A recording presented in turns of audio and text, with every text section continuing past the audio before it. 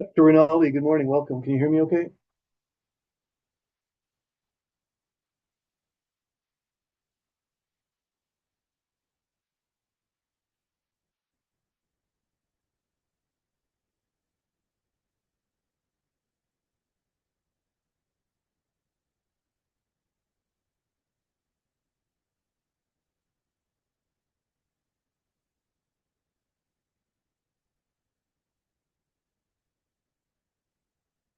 Dr. Rinaldi, if you can hear me, I can't hear you yet.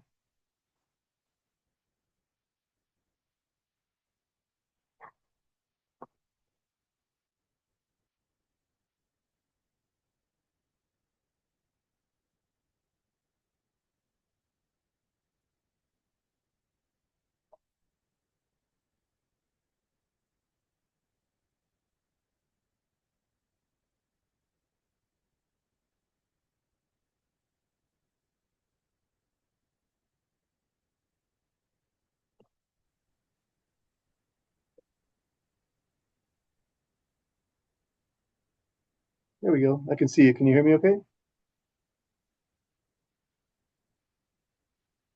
There we go. Good morning. Good morning. Welcome. Okay, I think we've got everybody we're expecting. Thanks for joining us. We've got a few people in the waiting room, public participants, and three I recognize as, well, Glenn's one, and then two that are here as part of, one for public comment and one for part of our discussion and action items. Um, so I'm going to let them in, and then we'll get started in just a moment.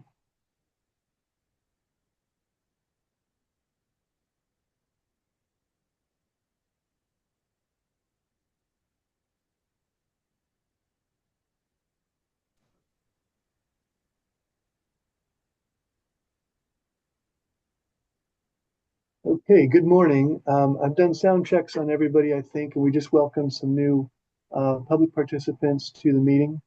Um, so welcome. Thank you for joining us for the November board meeting, public session. Just to introduce a few things here before we get started, before I turn it over to our board chair, Dr. Max Rinaldi. Um, So this is an abbreviated meeting. We weren't able to have our public member participate, so we're limited in what we can do in executive session in terms of reviewing cases.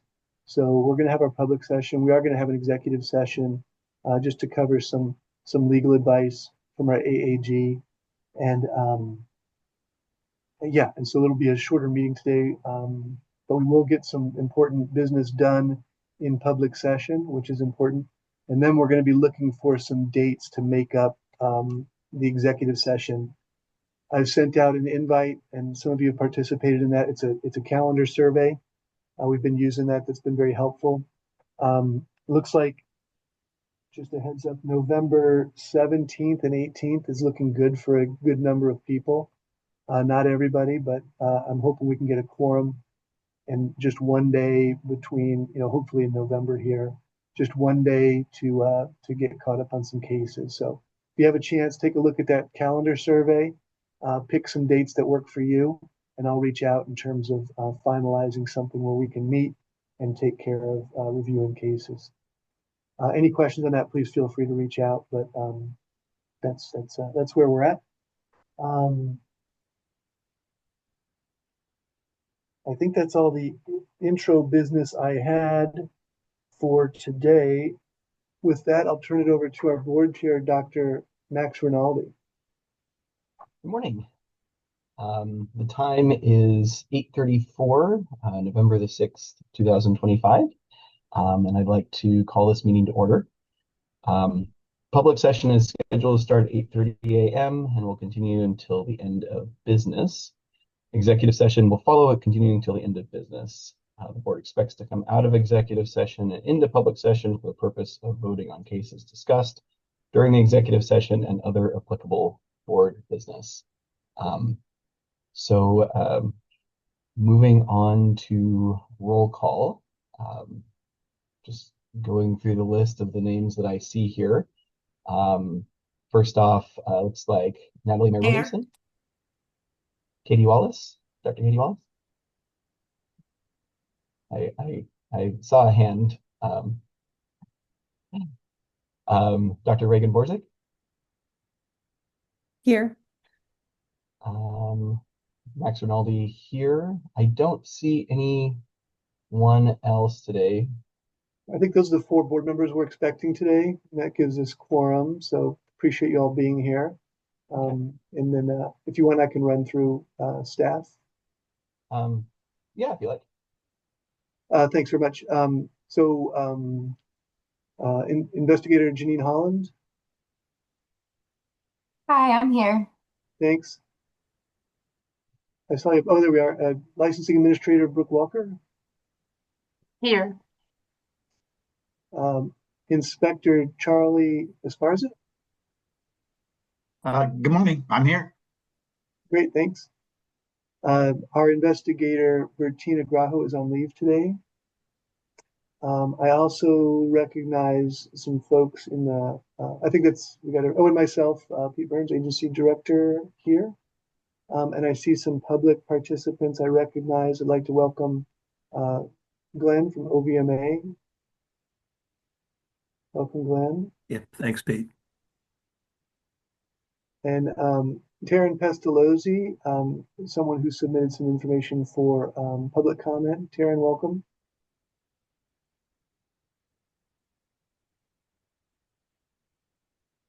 And we have Dr. Candace Henry from Oregon Humane Society. Welcome, Dr. Henry. Thanks for joining us today.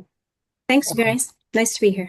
We're going to go through some public business, and then we're going to get into discussion and action items, Dr. Henry, when we'll be talking with you more specifically. And I see someone on here with an OR 0022336. Welcome. Is anybody? Oh, and now I see that's Emilio. Yeah. Hi, good morning. Dr. Emilio DeBess, partner to the agency. Welcome. Thank you. I think that's everybody. I think roll call is complete. Dr. Rinaldi. Excellent. Thank you. Well, moving on, I'll take a moment just to say thank you all for spending the day or the bit of the day that we have together. And this is my first meeting as board chair, so do bear with me. And I appreciate Pete and Joanna, correcting me where necessary, keeping me to the straight and narrow. But we'll progress through. And thanks again, everyone, for your time. Moving over to public comments. I know we have a few folks that have already reached out that we can go through. Comments must be limited to 3 to 5 minutes. For planning and scheduling purposes, the board does request the public participants notify the office in advance if they wish to address the board. Pete, is there a particular order that we want to? Yeah, sure. I can introduce this. Okay. Thanks, Dr. Rinaldi.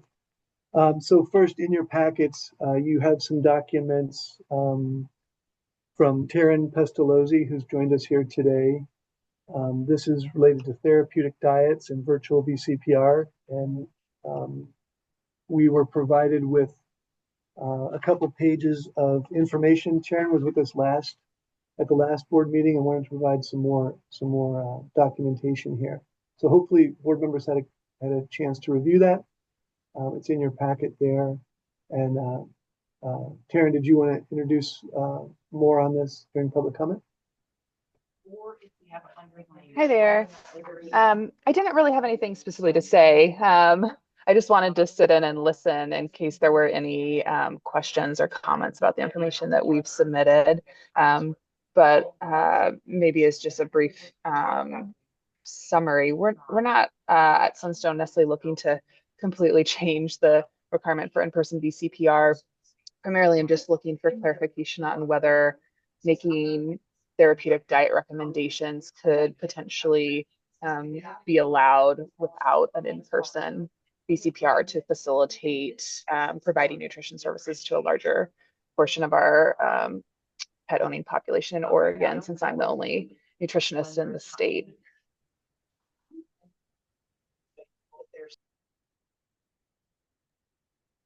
Understood. Thank you very much.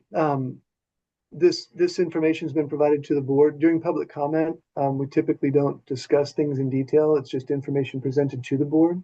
The board can review it and then direct staff if they want to look into it further, more research or add it to the discussion action item agenda for a more robust discussion.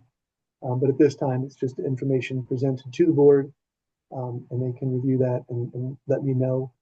During public comment, they're able to ask clarifying questions if that's needed. So, if any board members have any clarifying questions related to this topic, go for it.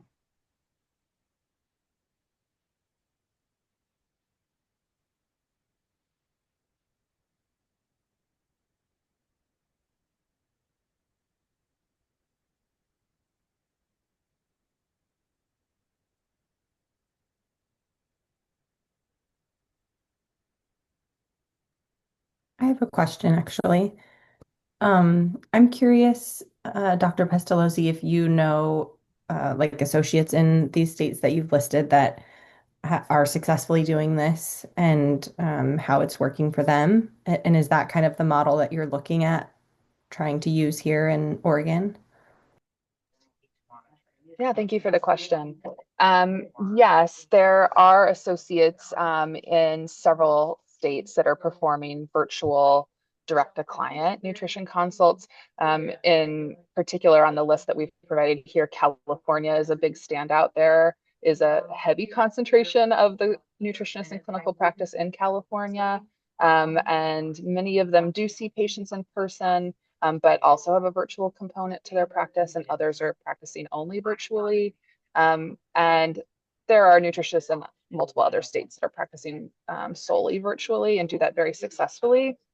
I think the questions that come up often are related to things like prescribing medications. And certainly, I think most nutritionists could practice very easily without prescribing. We can make recommendations to primary veterinarians to consider medications without necessarily prescribing ourselves. And so I don't think that's necessarily a barrier to providing care. Most of what I need is from the medical record, and then I need input from the pet owner in terms of what is practical for their life and how they would want to proceed. So the barrier to doing a vet to vet consult is that often you're sort of relying on that middle person, the referring veterinarian, to gather that information from the pet owner, which certainly sometimes creates some communication challenges and some time delays. Thank you. I appreciate that. Um, I don't know if what other board members think or feel, but it seems like, and I also wasn't on the VCPR group that did a bunch of work. I'm not sure. I think Dr. DeBest was, but I wonder if this was looked at in that group and or if it might be helpful to look at some of the language in some of these other state practice acts to see how they've made this work in those states. And maybe that's already been looked at. So apologies if it has.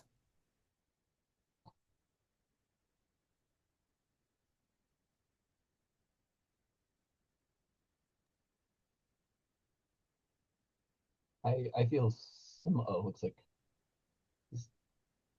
okay. I feel similarly. I would be kind of interested to see how other people phrase this. I do also wonder if we need to solicit a little bit of legal advice for how any changes we might be thinking about or how this might fall into our existing establishment of a VCPR at some point, just to make sure that we're not, setting up a conflict with our existing rules.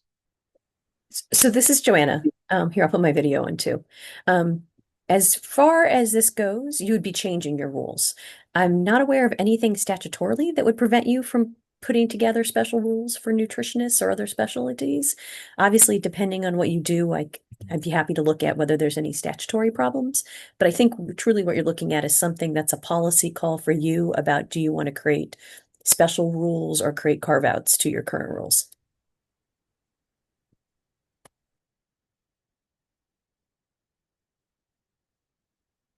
Thank you, Jonah. So it sounds like maybe the board would direct staff to put this to the VCPR, some of the VCPR work group folks, and then maybe talk to Joanna a little bit about legal advice and see if we want to get this on the agenda. Is that where we're heading? Dr. Wallace? I just know from my personal experience, having to go to Idaho for healthcare and them talking about crossing state lines, when you allow for a non-in-person VCPR, how do you ensure you're not practicing outside the state? So this is Joanna. It sounds like what the person, if the animal's in Oregon, the person who's providing veterinary care would have to be licensed here.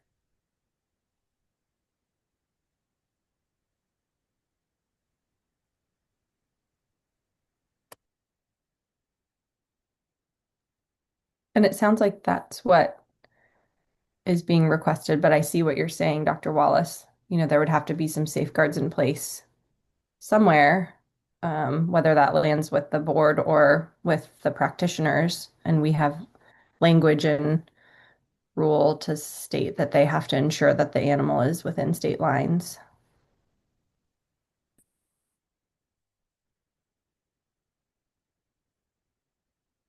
Yeah, I mean, I think this kind of gets into the weeds of kind of the VCPR and virtual VCPR generally, which I know is kind of an ongoing discussion. So to Pete's point, is this something that I've not been involved in that work group either? Is this something that could be inserted into their workflow, thought flow, and as part of that broader discussion? Does that make sense for what they're working on?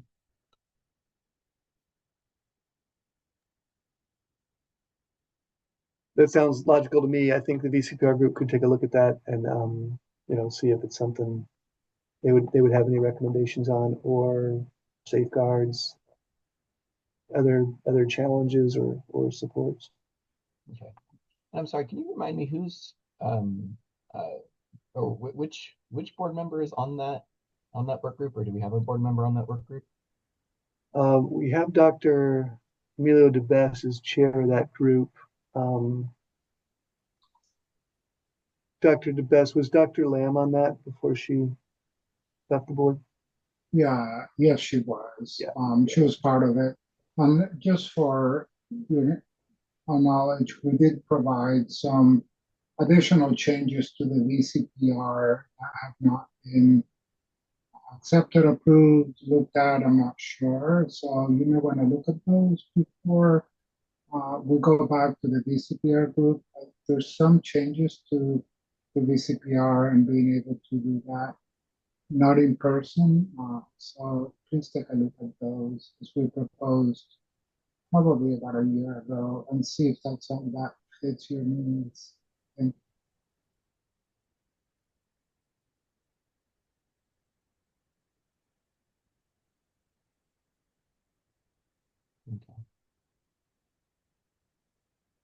Okay, I can take a look at that, discuss that more closely with Dr. DeBess, and then I'll check in with Joanna on how best to proceed through next public session. Does that sound right? Works for me if everybody else is comfortable with that.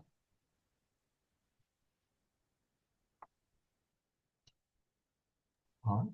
Okay, thanks very much. Our next topic on public session is in your packet as well. It's on just follows right along. This was an email that was sent by Dr. Rich Long, Klamath Animal Clinic. This is a question regarding our process for international licensing, with some specific questions in that email. So folks will have a look at that. If you haven't already, and we can see what you want to do with this. Is this, and to be clear, this is still public comment. This is not This is still public comment, yeah. I think at this point you could direct us to get some clarifying information. If you want us to look a little further into this, we can do that and bring something more substantial back if you request that. Joanna, is that pretty much what we're doing with this right now? Is this the item that came in yesterday with the request No, oh, there's one more coming. okay. That this is one that the board members had. I'm sorry. It's just like it's hard for me to see on my screen what's up.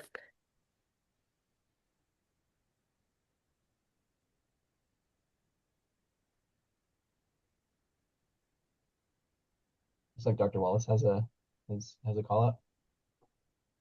I just thought if the school was accredited when the person graduated, what is the question? It would only be a question for people graduating after the accreditation change.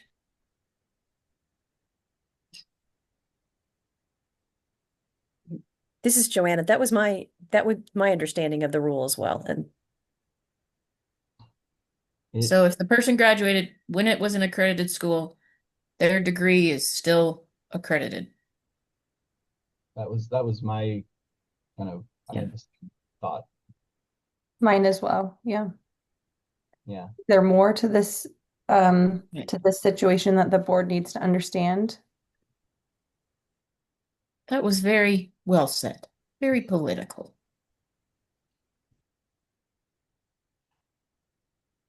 Brooke, was there any other context for this question? I know the person was specifically asking that we take it to public comment.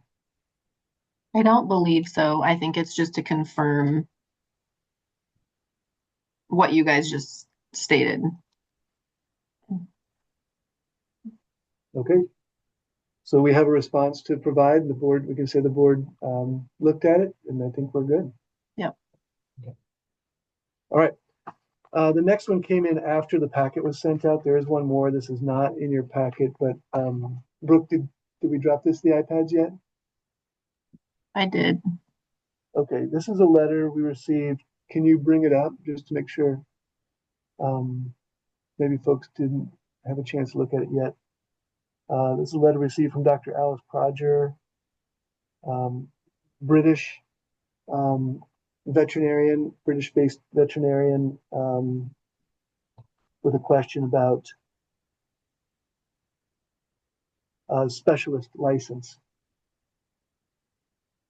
And I'm sorry, Pete, not to interrupt, but I don't know if this is for everyone, but on my screen, the document that's shared is very, very small because it's the screen is split with maybe a screen share also. Here. Brooke, it's hard to see, but I don't know if anybody else is having that issue.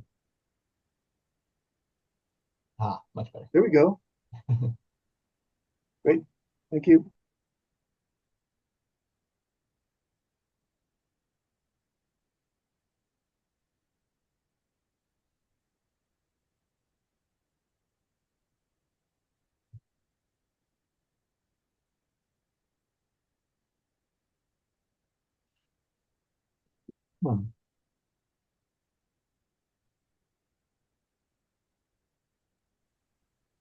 This is Joanna. Is your understanding that they're asking to get a license and have a requirement waived, or that they're asking for something like a credential? I first read it as they're asking for some kind of new specialist credential, like, and also I thought related maybe to like a temporary license, which we used to provide. Yeah, I think they're just trying to find some kind of alternate pathway in, which we don't offer. So I'm. Yeah.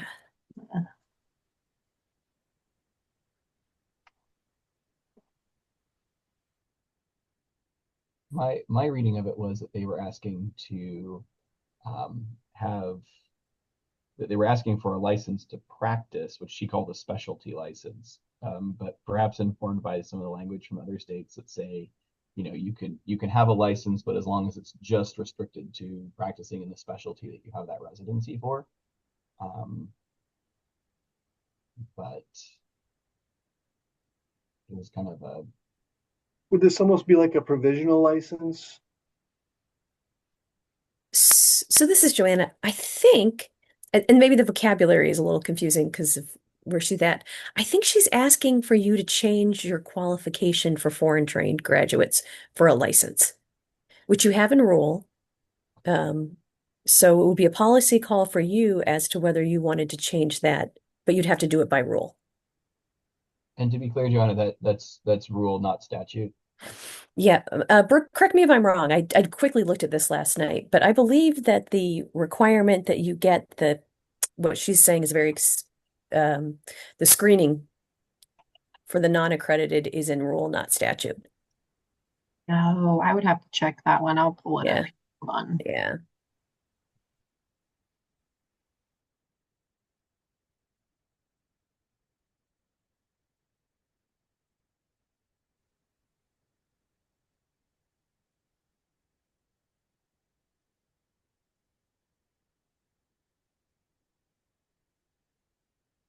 So Your statute, your statute says basically the qualification is they have to be a graduate of a veterinary college or veterinary department of a university of college of good standing and repute.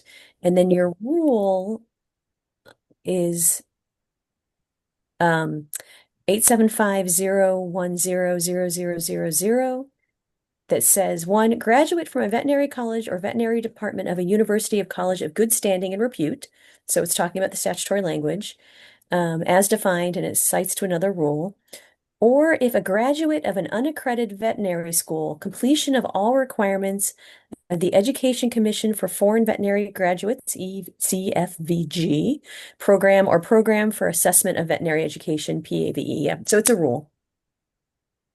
it does, and I don't, and this may be getting too deep in the weeds. This might have to come back for discussion and advice.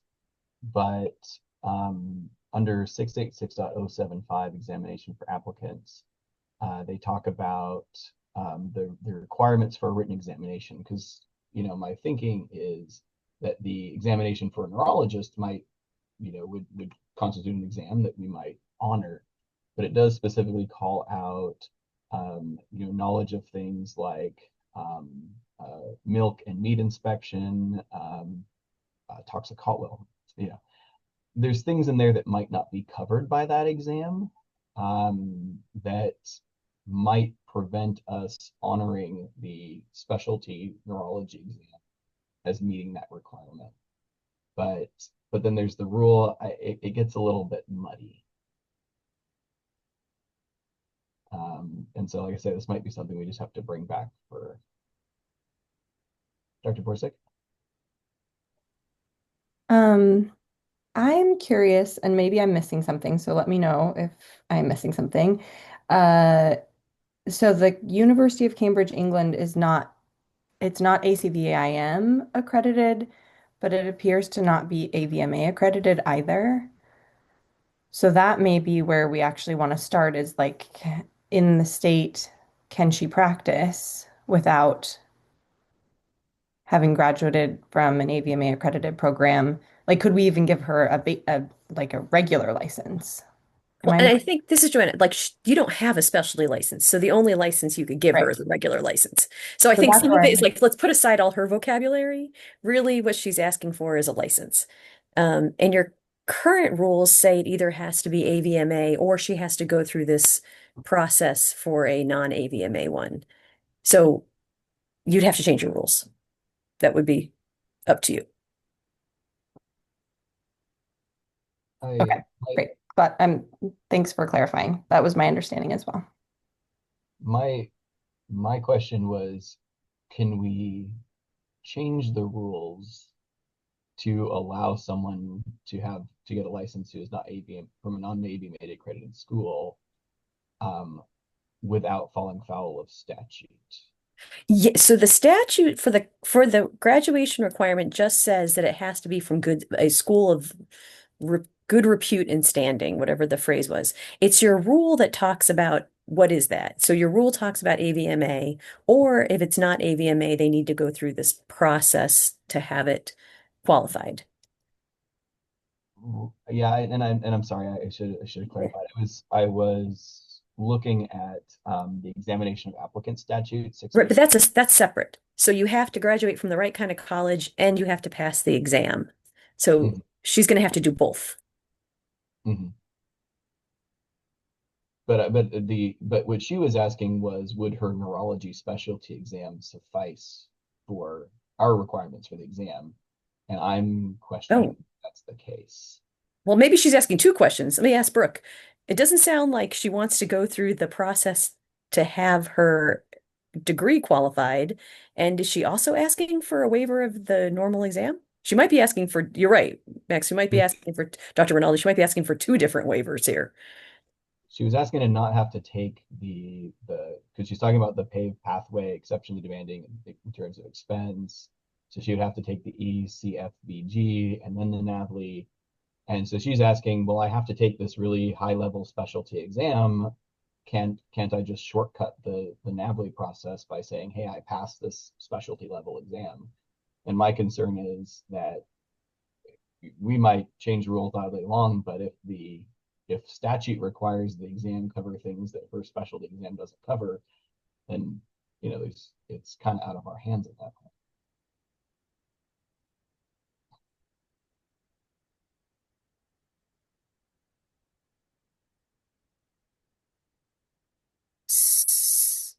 So the statute says all applicants for a license, all applicants for license shall be given a written exam, which may, in the Oregon State Veterinary Board's discretion, be supplemented by an oral exam, which I don't think you guys have done in decades.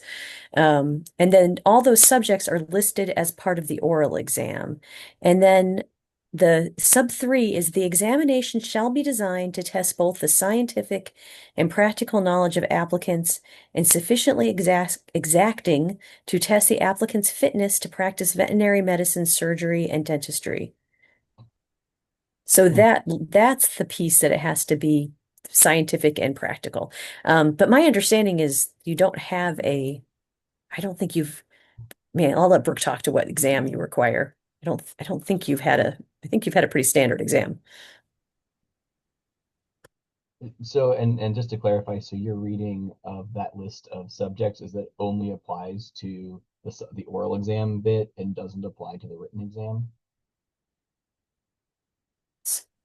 I wonder if we could put it on the screen so everybody can just look at it. Yeah. It's 686.075.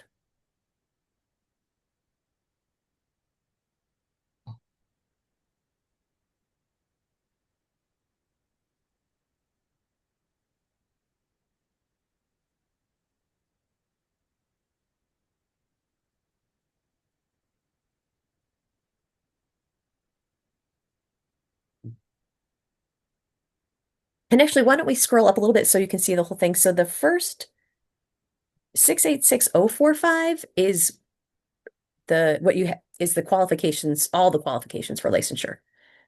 So you can see that. And then one of those, so one is that you have to graduate from that veterinary college, which I think she's asking for a waiver from your rule to have hers. And then two is satisfactorily pass the exam. That's in 686075. And then there's also a year in active practice. We haven't even discussed that. And then 075 is the statute that talks about there we go, the exam.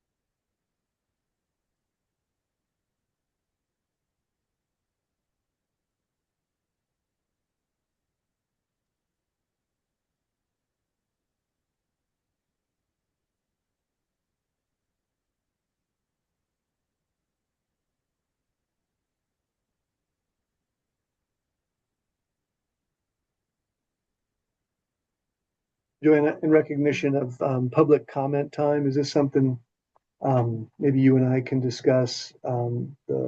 Yeah, although I think the big question for the board is, if I'm understanding it, and please jump in, Brooke, she's not qualified right now, right? And she's asking you to change your rules, and it sounds like in a few different ways to change your qualifications. So I think the fundamental question for the board is, do you want staff to follow up and look into those possibilities for you? Do you want staff to just let her know, look, you don't qualify under the current rules? When you do, please feel free to apply. Up to you all. My my question, and maybe this is something like you say, like Pete said, for you guys to chat a little bit about, or maybe for Brooke to get a little more info on. But um, you know, I'm very open to having the conversation about this kind of edge case and how it might fit with our licensing rules and any changes we might want to make. But before we even start that conversation, I'd like to know that any changes we might make are not already just straight up precluded by statute, which I don't know the contents of the neurology specialty exam, but there's some of the things listed here, the um, what does they say? Applicant's fitness to practice veterinary medicine, surgery, and dentistry. Yeah. Does that exam even cover dentistry, for example? If it doesn't, then there's not really much point in having that, just even having the discussion. Well, and also understand that this exam is like a board approved exam. Hmm. So you'd be changing your rules to not just allow this be the exam for her, but for anyone else who's got this particular qualification. Okay. Yeah.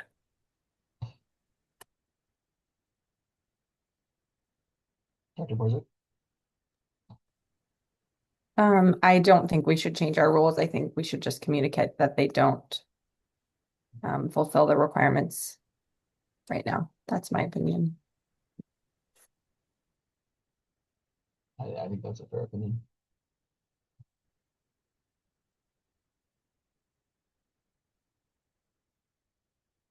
Anybody else? I agree. I also Googled the cost of the tests and I come up with $2,200, not 10,000. Thanks for that.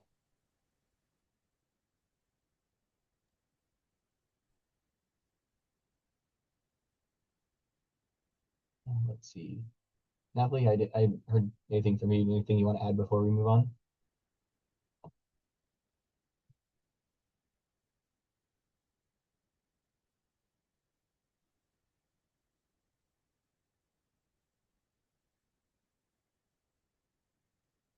Um, do you do you think you have what you need, Pete and staff to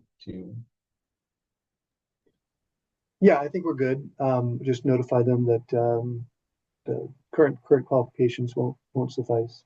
Okay, perfect. Thanks. Thank you all. Okay, those are all the public comments we received officially, but I would like to invite our partners. Glenn from OVMA, welcome. Is there anything you'd like to say in public comment?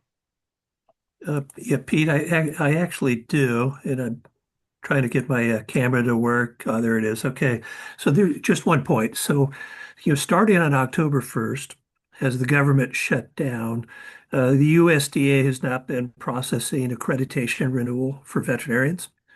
We've heard from several veterinarians who've had concerns that they kind of filed the form and submitted it to USDA. They think it's in the process, but they never had got confirmation that their NAVP renewal has been confirmed.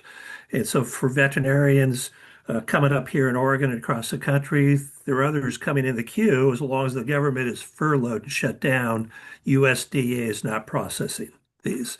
It took us a few days to kind of get an answer. What we did is we reached out to Representative Cliff Betts. He's Oregon's second congressional representative, a congressman in DC, and his office was able to get our information, reach out to their contacts, and they got a message from USDA that says the agency will not take action against any veterinarian who examines a patient and issues a CVI during the furlough, during the shutdown.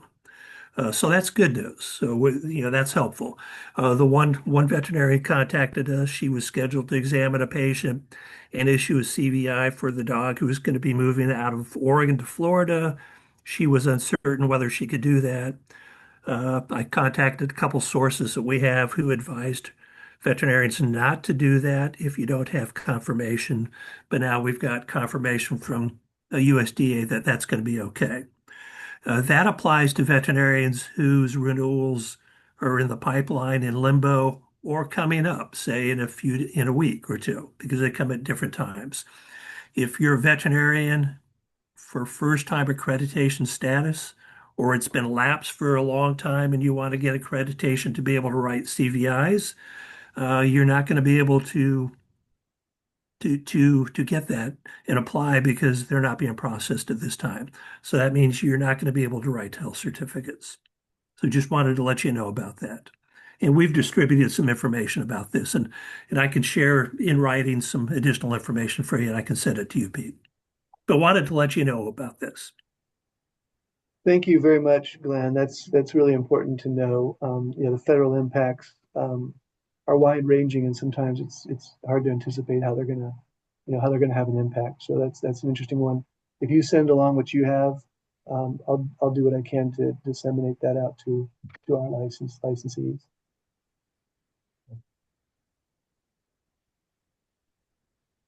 Anything else from the board on that?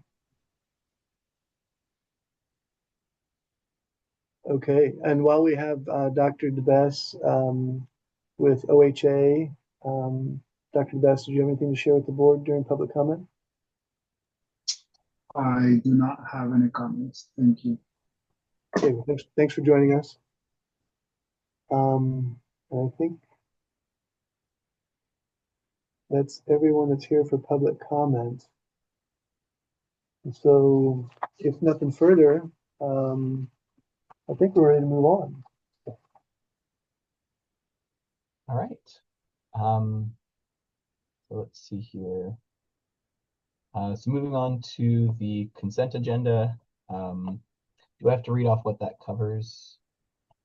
So for the consent agenda, we just have our agenda for today and our summary notes from last meeting to be approved. Okay. Do I hear a motion to approve the consent agenda?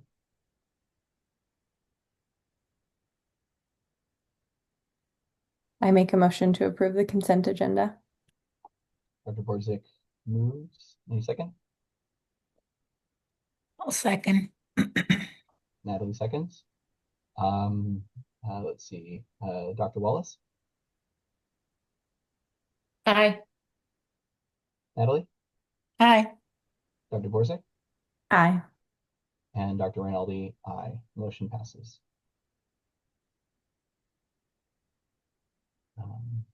All right. And moving on, update from the state veterinarian. So Dr. Schultz, is he not here today? Yeah, I reached out to him last week and he said he was going to be here, but I haven't heard from him this morning. And I was texting him on the side and I haven't heard back. So he's probably tied up with something. We're communicating pretty regularly.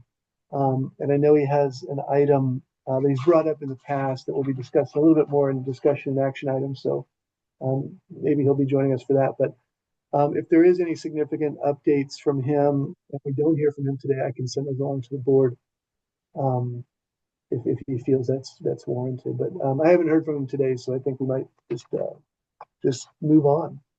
Okay. Well, in which case, I think we turn it back over to you for the executive director report. Yes, thank you very much. The director's report is available to you in the packet. I'll cover the usual topics with a couple highlights. Our budget, we're in the first quarter of our 25-26 fiscal year. The budget's there for the biennium. We're still in good standing and meet with shared financial services regularly. The board or the state cross-wide has been asked to provide a 5% reduction exercise over the whole biennium. That was submitted to the governor's office as an exercise. For us, any reductions, emergency reductions, would be focused on services, and the most significant one would be our AAG fees. That's where we spend a lot of money, and if we needed to tighten our budgets, that's what we'd be looking first. And other services, from phones to office supplies. Those reductions don't include anything significant to our operations in terms of personnel or our mission. So just want to give you a heads up on that. It's a reduction exercise that we do with the regular budget request throughout the budgeting process, but with all the federal cuts and unknowns in the future, they just asked us to do a follow-up to that with a little bit more specificity. But I'll keep the board updated as that develops. At this point, it's an exercise. The other thing I want to highlight is the third paragraph there under budget related. This is an ongoing project to recoup old civil penalties that have either gone unpaid or just kind of lost in the ether. We recovered a significant number of this. The numbers are the same as reported in August, but we do have, this has been, what we've done is we've taken these old open invoices and we've sent them on to the Department of Revenue. Department of Revenue reaches out to them, and that's already garnered some feedback and either a response, or they've paid outstanding civil penalties. So it's an important project just to clear our books, but also recoup some of these civil penalties, some very, very long standing. So anyway, stay tuned. I'll give you another update in January with some new numbers. Other than that, you have updated documents with detailed budget numbers, our expenses, our revenues. We are getting ready to kick off revenues or renewal season, starting actually. We'll be opening that up today after this meeting, after we go through some rule ratification. So that's an important step in our budget to get the renewals started. But other than that, you have detailed documents in your iPads. You can always look through those and ask me specific questions if they arise. Okay. All right, moving on to our calendar. We've been looking hard at calendar dates. You guys have been doing those calendar surveys. I appreciate it. It definitely helps to kind of find some time that works for the majority of us. And this is what we've come up with so far. These dates in January, March, May, July, September, and November. There are a couple dates with options. So we're still looking at May and July to finalize some dates. So if board members could take a look at those, and we're not gonna try to hash this out right now because we do have some missing board members today. But look at your calendars, take a look at those dates specifically, and reach out and let me know so we can finalize those. And I'll reach out to the board members who aren't here today to make sure that I hear from them as well. Okay. Getting into agency administration, board officer update. Of course, we want to welcome Dr. Max Rinaldi, his first meeting as board chair. He's off to a great start. We meet before the meeting, we meet after the meeting, and he's he was serving as board vice chair with Dr. Lamb for a while too. So I think that was a really great warm up into the chair's seat, and I just appreciate him stepping into the role and taking leadership here with the board. And welcome aboard, and if I'm not mistaken, happy birthday, Dr. Rinaldi. Yesterday. Yeah, thank you. Happy birthday. So we are still looking for a vice chair. It's a kind of an introductory role. It helps support the chair. You're involved in those earlier meetings. You kind of help shape the agenda leading up to the meetings. But we are looking for a vice chair. I know that everybody has a lot of free time that you're looking to fill up. So reach out and be happy to give you some something to do in all your free time. Dr. Wallace, I know you're getting bored out there and looking for more stuff to do, right? Okay, I'm just playing. I know you're all very, very busy. This is a little bit of a time commitment, not too much, but you know, it is important and really helps us do a better job and provides really good oversight between staff and the board. All right, reach out if you're interested in that.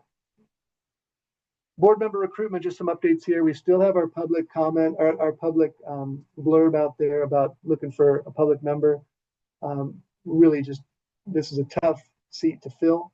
And the importance of a public member can't be understated because this meeting was impacted by that. We're unable to really meet and cover cases because we don't have a public member today.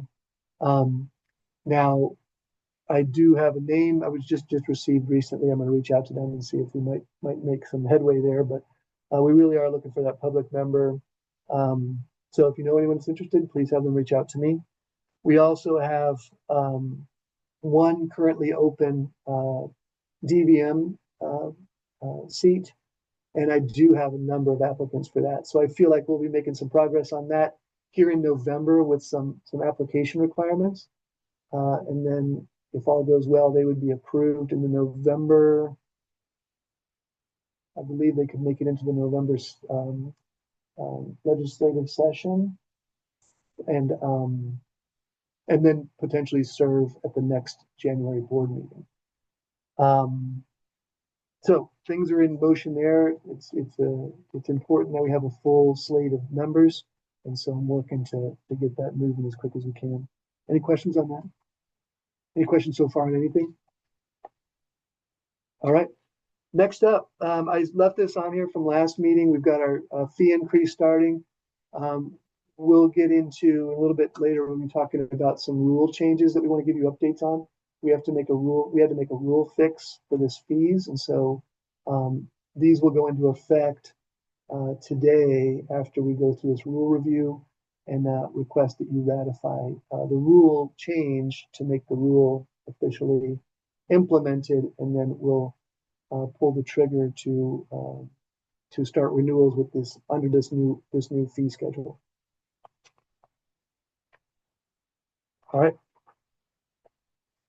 Getting into our agency program areas. We've got licensing first. We've got our licensing numbers updated from October. As I said earlier, we're getting ready to kick off renewals. It's a very busy time for Brook. They're already starting to come in. We've let them kind of build up a little bit until we make this, until we're able to make this proper fee change, so we can bring those renewals in under that new fee schedule.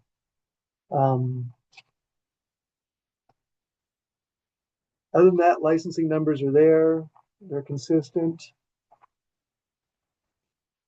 Brooke, anything else I'm missing on licensing? I think that's kind of the big renewals are your big ticket item coming up here. Yep. All right. And down. Thank you. Next, I'd like to move on to investigations. We've got our comparisons here month by month, and you'll see in November, we're reporting a pretty big uptick in open cases. And that's because we've had a consistent increase in complaints, really starting through the summer, but in August, it seems like we really hit a lot of complaints coming in. So we have two fantastic investigators that continue to work through those, presenting our cases. We're a little backlogged in reviewing those cases now. We had to table cases in August. We've postponed reviewing cases this meeting. So it's really important if we can find a date in November here to get back into reviewing those cases. So we're going to look for that one day we can come back together this month, focus specifically and solely on just getting through as many cases as we can. We're starting to build a bit of a backlog. But unlike previous backlog, these aren't years old cases. But we don't want to let this continue to build up. We do need to clear these cases. So we've had a big increase, and we'll work diligently to get through it. I have also added a new table here. You've seen this before in a different format. This shows our year-over-year number of cases. And we're still up in that, the higher range. We're at 175 cases for 2025, and I'm sure that number's gone up since I put this table together.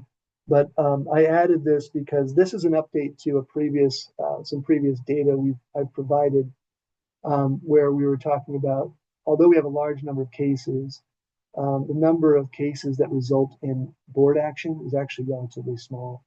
Last time we ran this, I provided this to you, we were looking at numbers from 2016 to 2021. And then we've added in 22, 23, and 24. And the data is consistent. We see a lot of cases, you review a lot of cases.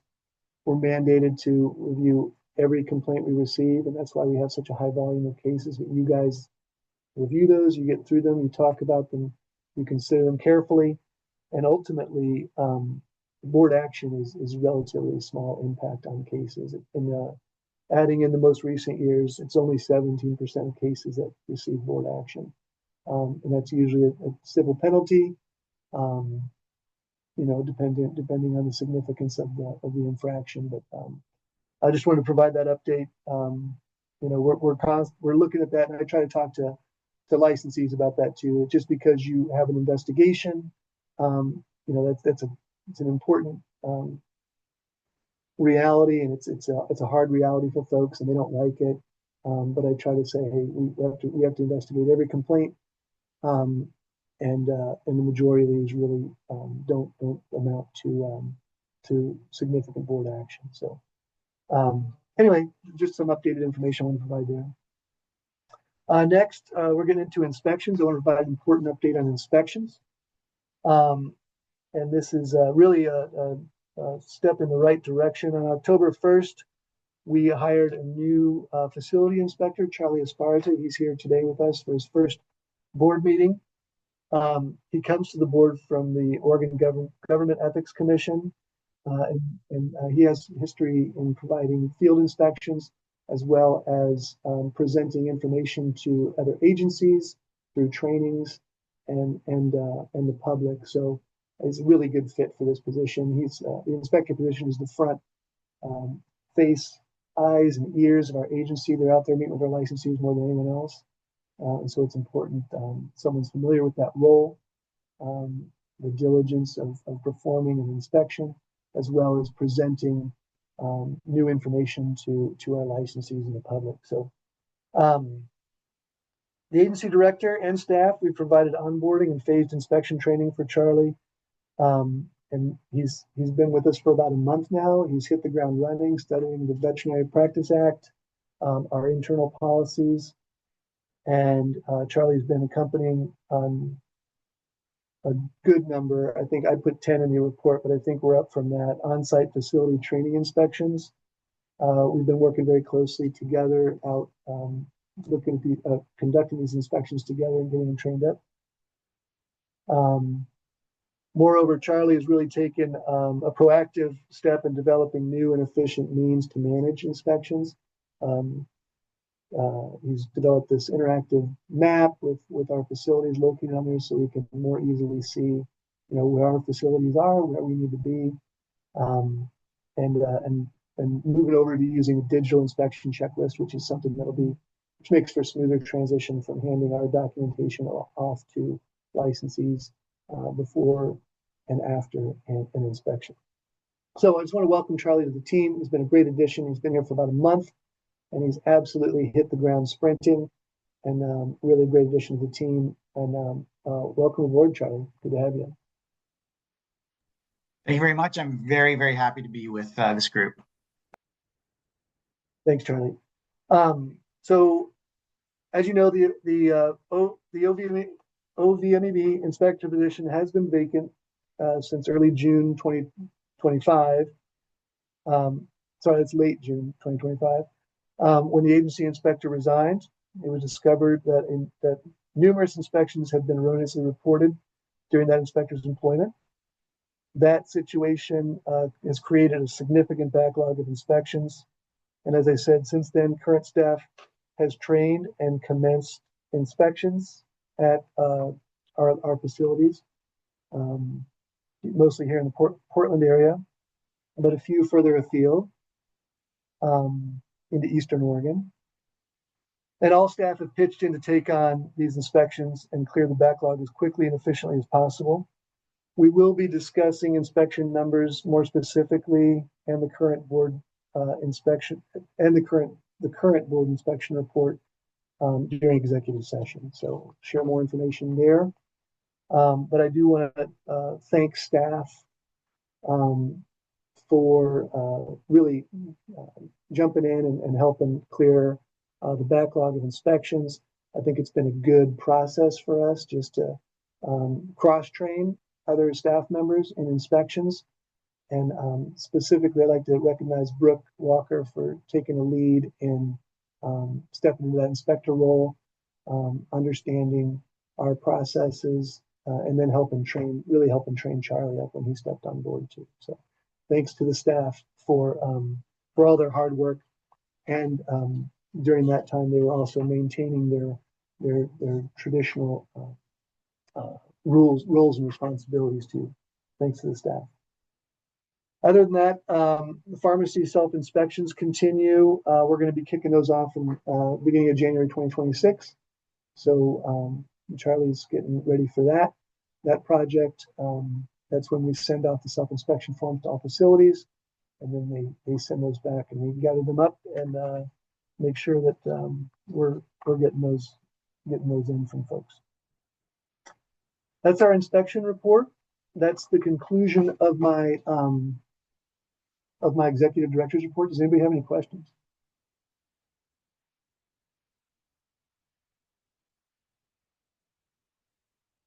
Okay. Thank you very much. If you ever have any questions anytime about anything, don't hesitate to reach out. And then I think we're on to discussion and action items,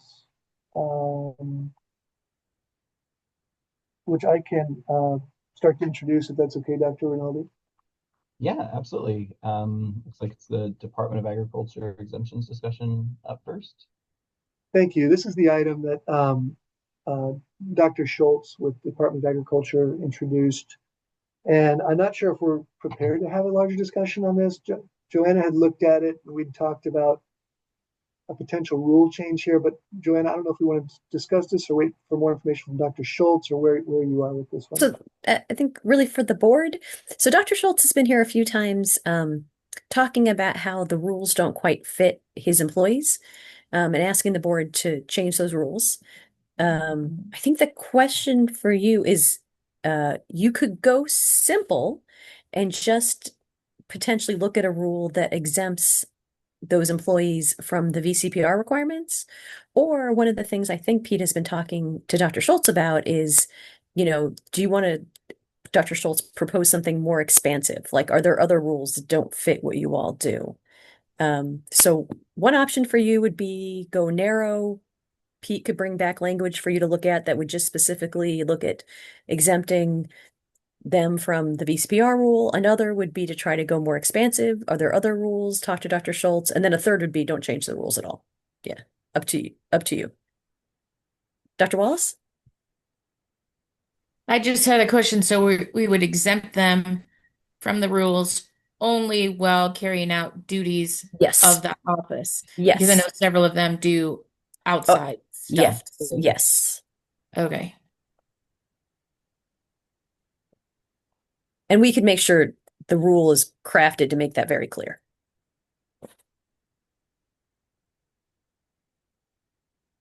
Do we have something already kind of crafted? Is that what you're saying? So I actually looked at potentially, let me see if I can find it. So Pete and I had discussed this in advance based on, because I think Dr. Schultz has been here a couple times now, at least, asking about this. Yes. Give me one sec. And some of the question again was like how, let me see.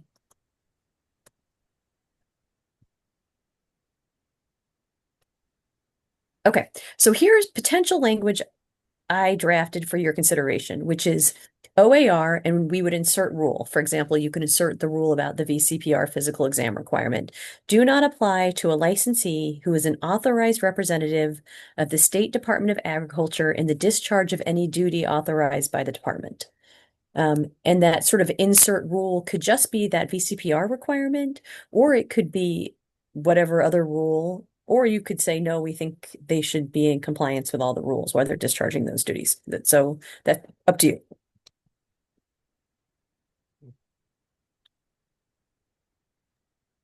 So we vote on this in executive session? No. So right now, I think what we would need from you is even just direction, like, is there a path that you would like to see language at the next board meeting? Yes. Okay, so that let's just say path 1 is just VCPR.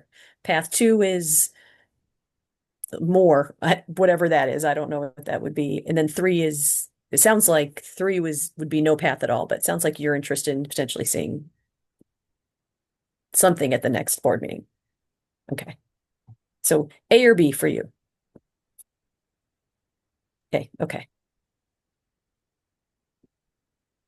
I agree with that. Sorry, Natalie. That's okay.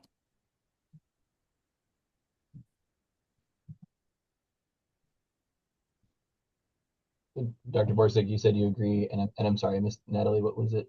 You agreed as well? I like it to go for A. Okay. Yeah. I feel similarly. Okay, so what we'll do next board meeting and sort of that rulemaking discussion, we'll bring back a potential rule for you to look at and see if you want to go into rulemaking and that whole process with it. Okay.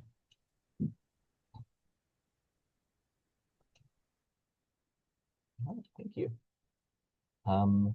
Moving on to the VCPR Oregon Humane Society discussion. I think you're on mute, Pete. There we are. Sorry about that. So yeah, I just wanted to provide a little context. You have some information in your packets. Also on the agenda, we had Dr. Wilkin was going to be here, and then through conversations with Humane Society, Dr. Candace Henry is here for discussion with the board. But I just want to recap. The board in August had reviewed the question presented from Dr. Coaches with OHS. The board discussed 875-010-0045 related to student interns and discussed potentiality for the rule change there. The board requested additional information or additional insight from OHS as to their procedures and the application of the rules in their setting. And so reached out to Dr. Coaches, and Dr. Candace Henry is here for further discussion and questions. I'm sorry, Pete, can you quote that rule again? Yeah, it's 875-010-0045. Okay, thank you.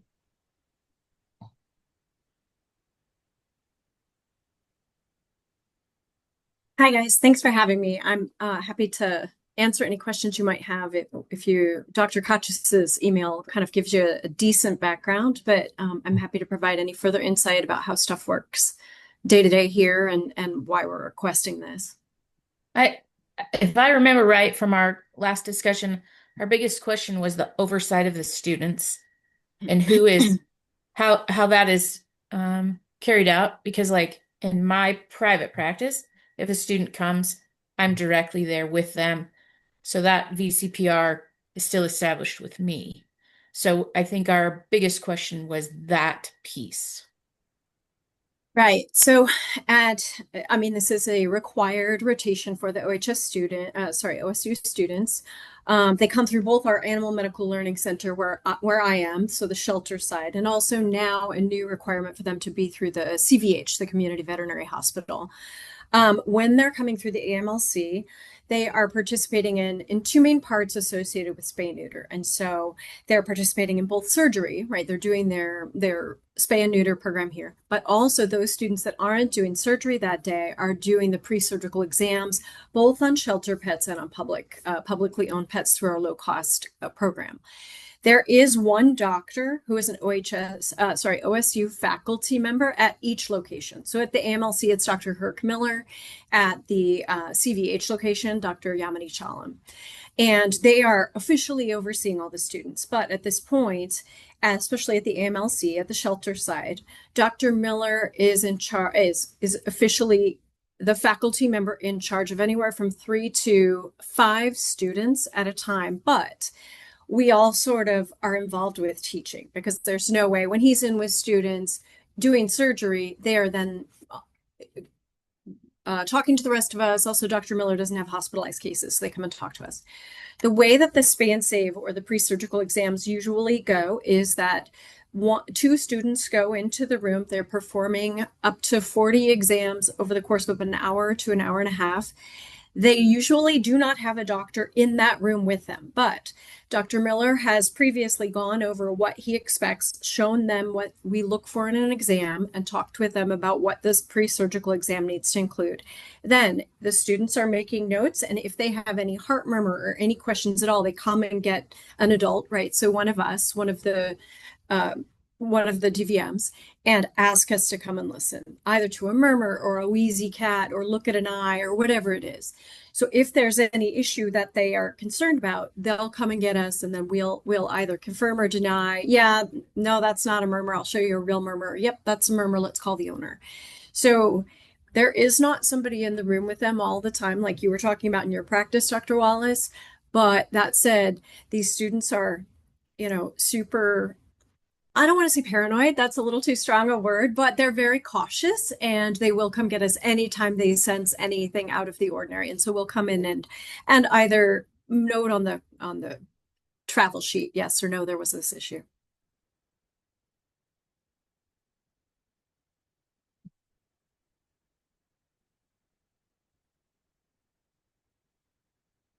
I guess just in full transparency, OSU has told us they will be increasing class sizes.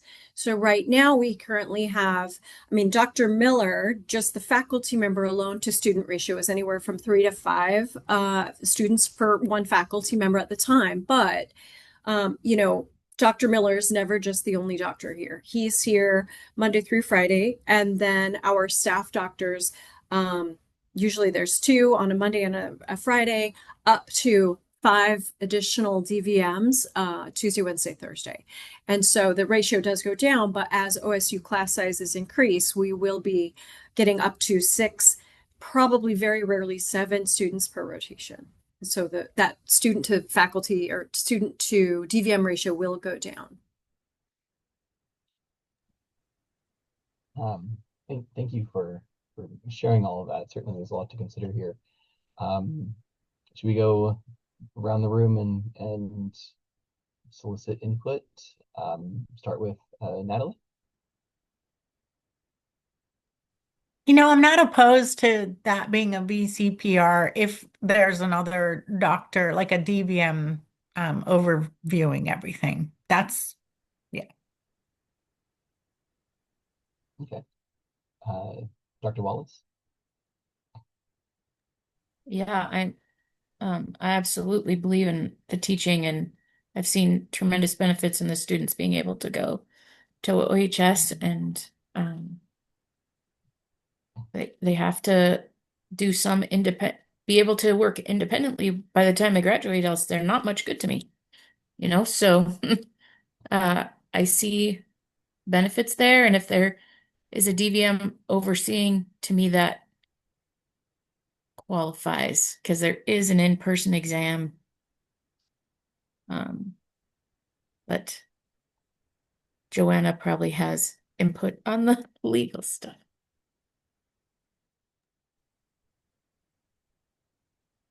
So this is Joanna. For what it's worth, the students, because they're not licensees, are practicing under an exemption, and the exemption requires them to be under the direct supervision of someone there. And you have defined direct supervision as being that there's someone on the premises at the same time. So it does sound like that is met. So then I think the only question for you all is how you want to handle. It's interesting because it's a non-licensee exam, but that's okay. They're allowed under that exemption, under the direct supervision to practice. I think the trickier question for me, which I don't have an answer off the top of my head, is will you need to modify your rules to allow this? And that I couldn't tell you right now. Thank you, Joanna. Dr. Borzik?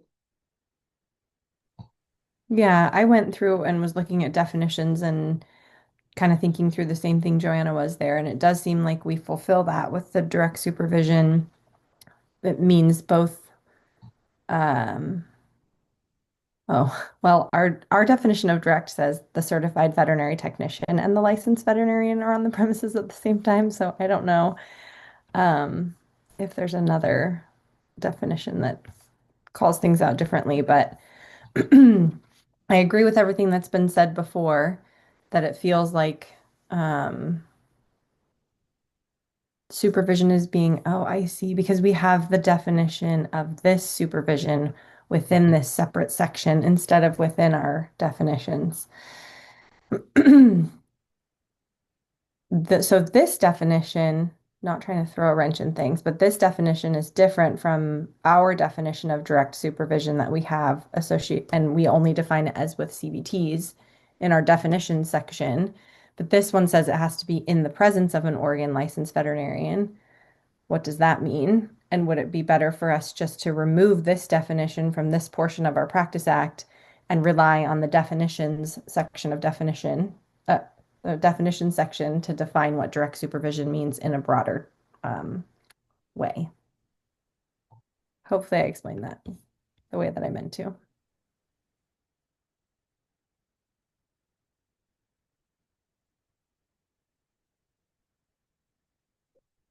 Um, thanks, Dr. Borzik. Uh, my, I think I feel similarly. I think the big question is kind of what you were getting at.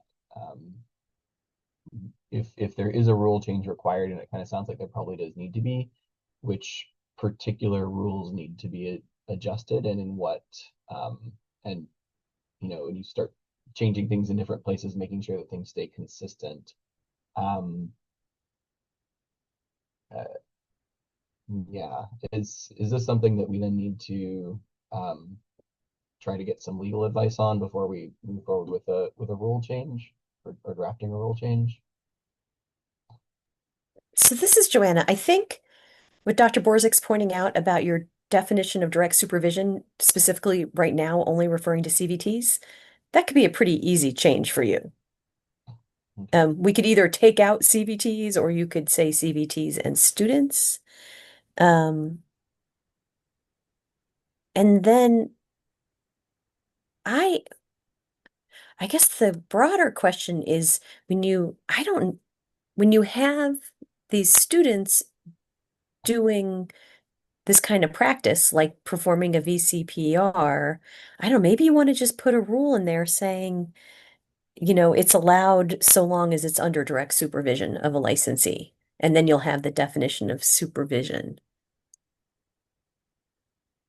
But that again is up to you. Dr. Borzik, can you quote that rule that you were the definition of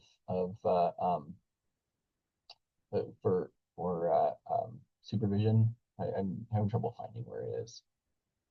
The one that has the CVT in it? Yeah. Yeah, it's 875 005 0005 20. It's like all this, that's the supervision section. So all those. Okay. I just didn't scroll down far enough.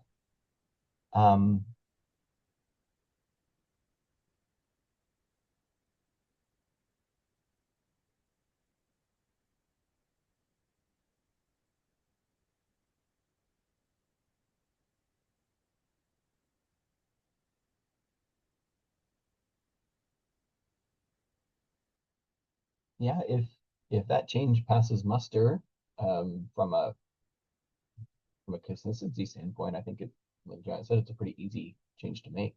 Well, this is also, are these students considered student interns? Because you have a rule specific to student interns too. And that's eight I seven. don't think so because it's part of their curriculum and an intern would be outside of that. Like when students come see me. Mind you, I haven't had a student in a long time. So it might be worth you all looking at 875-010-0045.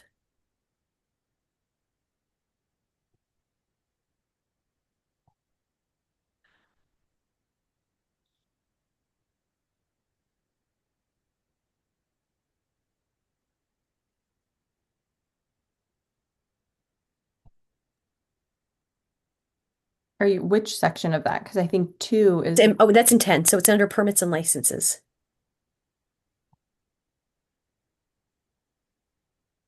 sorry, can you say that one more time? So Division 10, so 875, Division 10, and then within Division 10, it's so 875-010-10, and then 0045. And then which section of that is all I'm asking. So if you look at sub 2, they talk about direct supervision in that. I think that's what this was what we were all looking at with relation to that.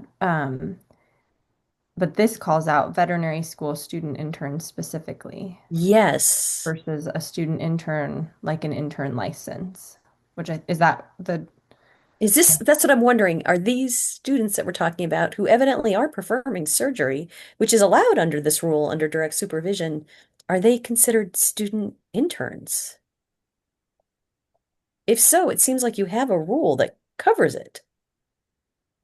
I think the confusion for me is that here we define direct supervision again, and the definition is different from what we have in our definitions. Mm-hmm.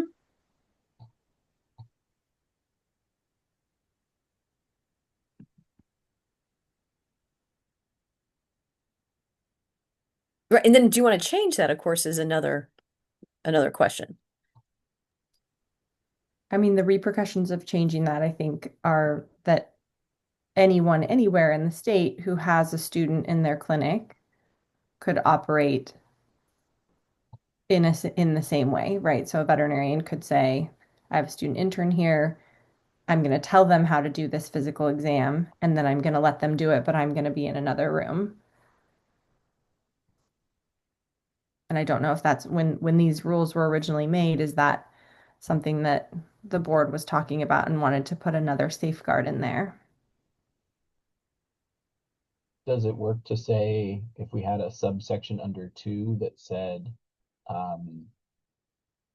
when such acts are performed as part of the student's curriculum, that it would constitute of a valid, or would, when an exam is performed as part of their curriculum, it would be sufficient to establish a VCPR? I think we have language like that for CVT students. I'll see if I can find it.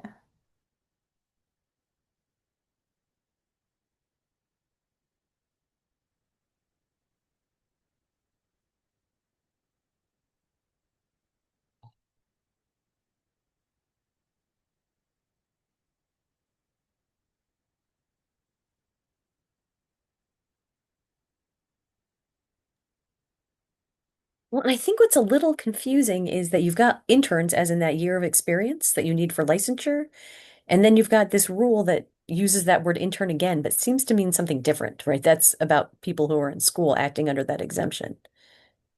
Our rule does play fast and loose with the term intern, and I think it's a statute thing as well. It's not. I think the profession's understanding of what the term intern means has probably shifted from when the rules were originally drafted.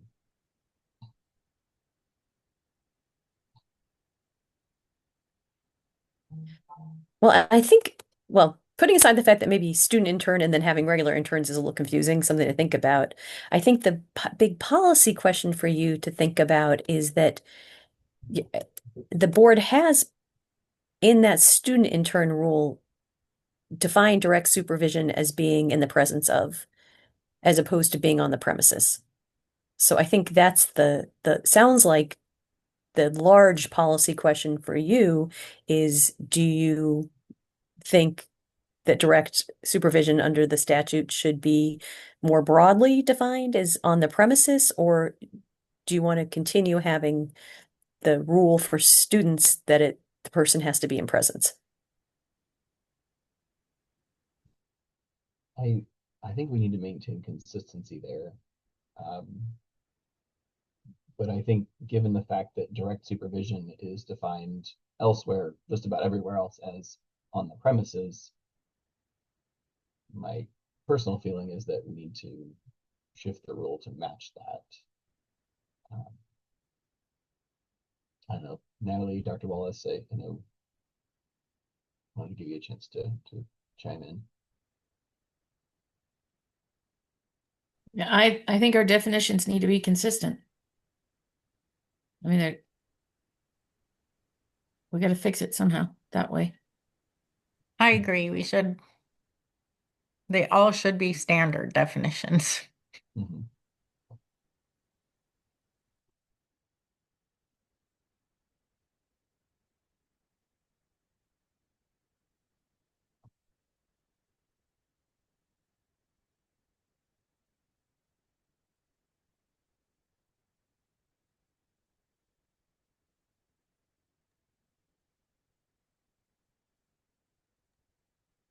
So our next steps to have some language developed around this.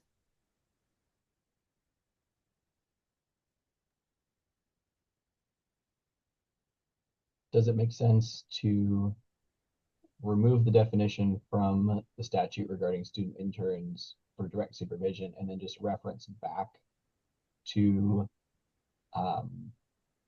0050005 subsection 20? And then, yep, and then we could change that to remove the word CVT. Precisely. Yeah, do you want to see draft language like that at the next board meeting?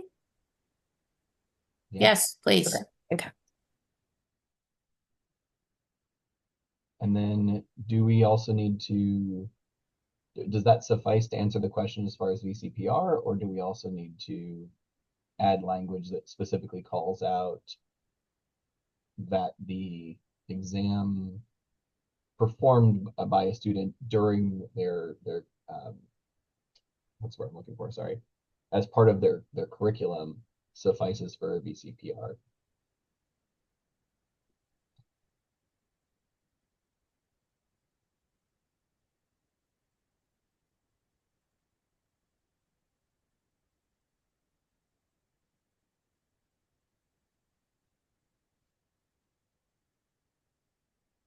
But I think when we fix that direct supervision, that VCPR is then with the supervising vet. So I don't know that it needs clarification if we fix the definition of direct supervision. That's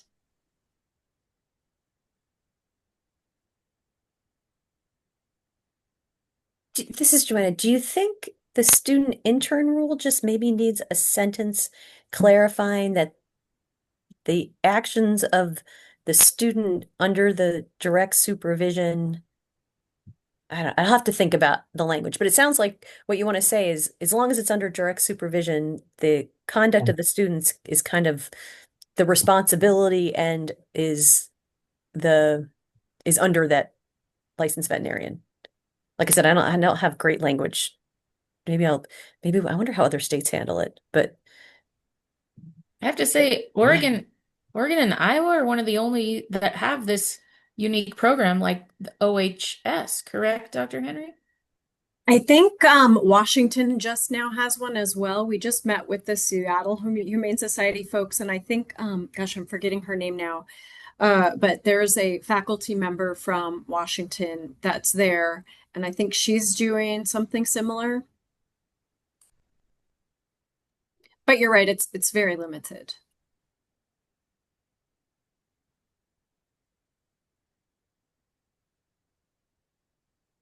I think that does go back to the comment that Dr. Borzek made in that the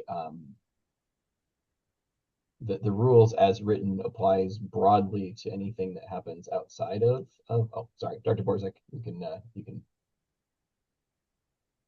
No, no, go ahead. I have something. I'm going to go a different direction, maybe. Oh, So, okay.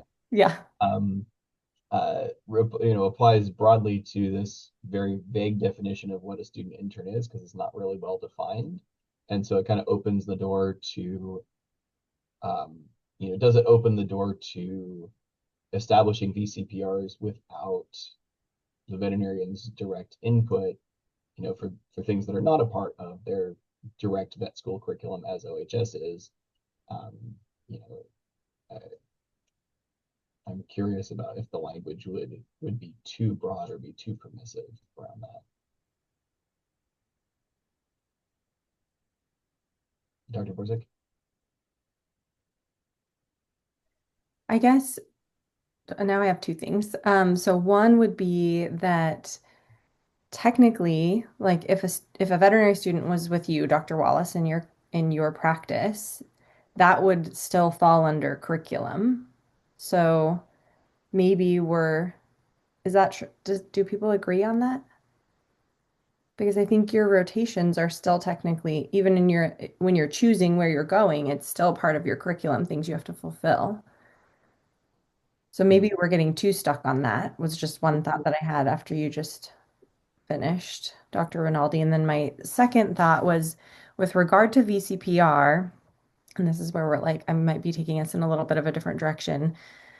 Like the VCPR's definition is that the veterinarian have sufficient knowledge of the animal to initiate at least a general or preliminary diagnosis of the medical condition of the patient. But if you look at our intern, when we were in 0045, so 875 010 0045, A, it says, however, student interns cannot state or record their opinion concerning diagnosis of the patient.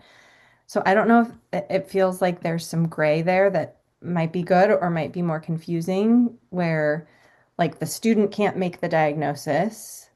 So then by proxy, whether that's a healthy animal, right? Like, because that's going to be a diagnosis. So by proxy, then would the veterinarian who's overseeing what the student is doing automatically be establishing the VCPR because they would be the only one who could make the diagnosis, and they would be making the diagnosis based on that they trust that the student found what they were or were not supposed to find in that exam.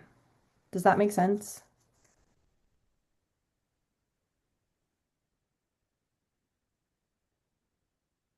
Yes, but I think that comes back to the supervision.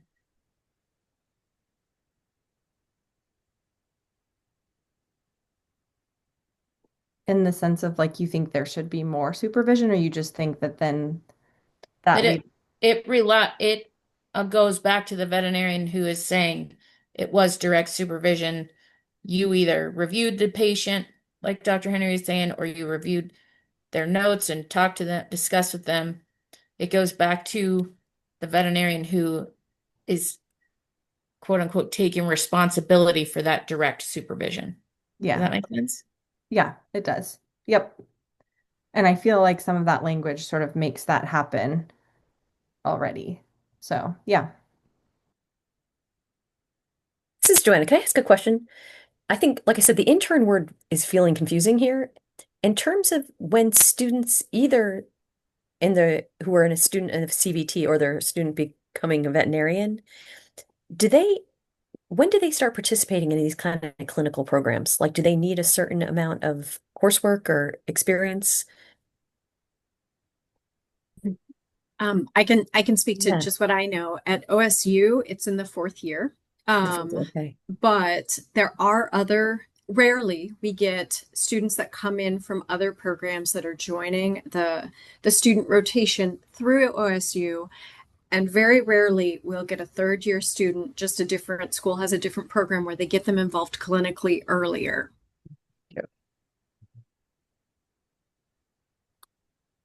And do you all use that word intern within OSU? No. So I'm almost here. I got to tell you what I'm thinking, board members, is bringing it seems like that whole rule could come back to you for some discussion about maybe that word intern is confusing in there, and bet it would be better to say third or fourth year students who are allowed to practice clinically can do these things under direct supervision. That would be all up to you, of course, but it seems like there's both this question about direct supervision and there's kind of bigger questions here. That it might make sense for you just to have get that rule in advance and come prepared just to talk about what does it make sense? Do you think there should be changes? That may be helpful just for Yeah. clarification because we always have an intern as well, like an actual intern as we understand it, right? Right at the year Right. after their vet school year. Yes, right. And that's Mhm. typically, I mean, and that's like by statute, like that's the intern status. Correct, yeah. And I think what the board was doing in that rule, whoever, when they enacted it, was using that student intern as a shorthand for students who are now participating in clinical programs.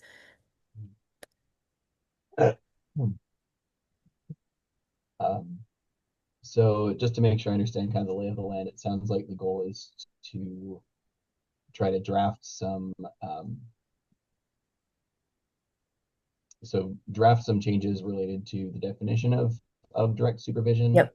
But also the broader discussion around potentially does just a definition of we're just going to define the term student intern Or as I'm even wondering if you get rid of that. This is up to you, but like I'm even wondering if you get rid of student intern and just talk about veterinary students.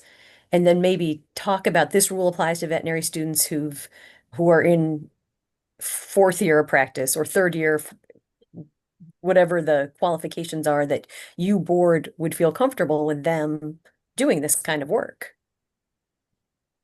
I wonder if we could, I like that, Joanna. I wonder if we could also just do what Dr. Rinaldi said earlier, where we said some language around as part of their curriculum, where we aren't defining third or fourth year just in Yeah. case who knows what's going to happen to veterinary education in the next decade. And if we can just define as part of their veterinary school curriculum somehow. Yeah. Yeah. And let's just call them students, right? Maybe not student interns, but yeah. okay.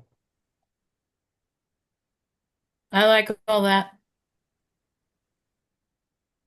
Me too. Okay, it sounds like we got some direction on that. Joanna and I can work on that and bring that back in January. I Um, get, Go ahead, Dr. Wallace. I Sorry. just had a question for Dr. Henry. Do you feel like we've encompassed the concerns? Yes, thank you so much. I was going to pipe in and say I agree too, but it's not really my place. I do appreciate you guys looking into this. It makes our lives a lot easier and we can help a lot more animals too that way.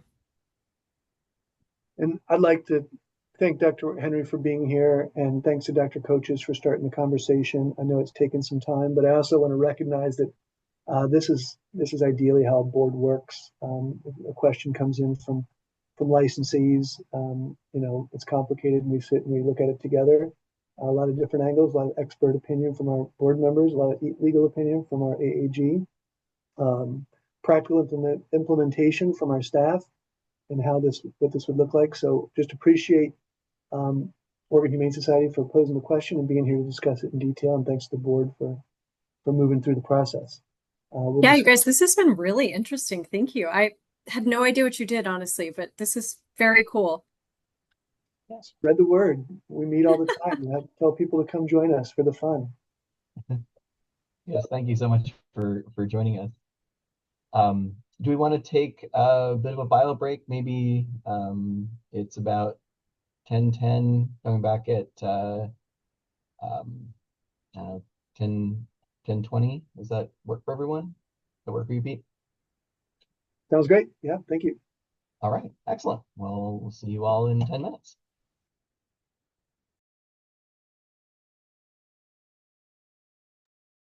Dr. Rinaldi? Oh, yes. Hi. Just to clarify really quickly, you don't need me anymore, correct? I don't believe so. Okay. So, Yeah, that's correct. You're welcome to okay. go anytime. Appreciate you being here, and we'll follow up. You can update Dr. Coaches, and then we can kick around emails as things develop for No, January. that sounds great. Thank you guys so much. I really appreciate it. We'll talk to you later. Okay. Thanks for your time. Bye.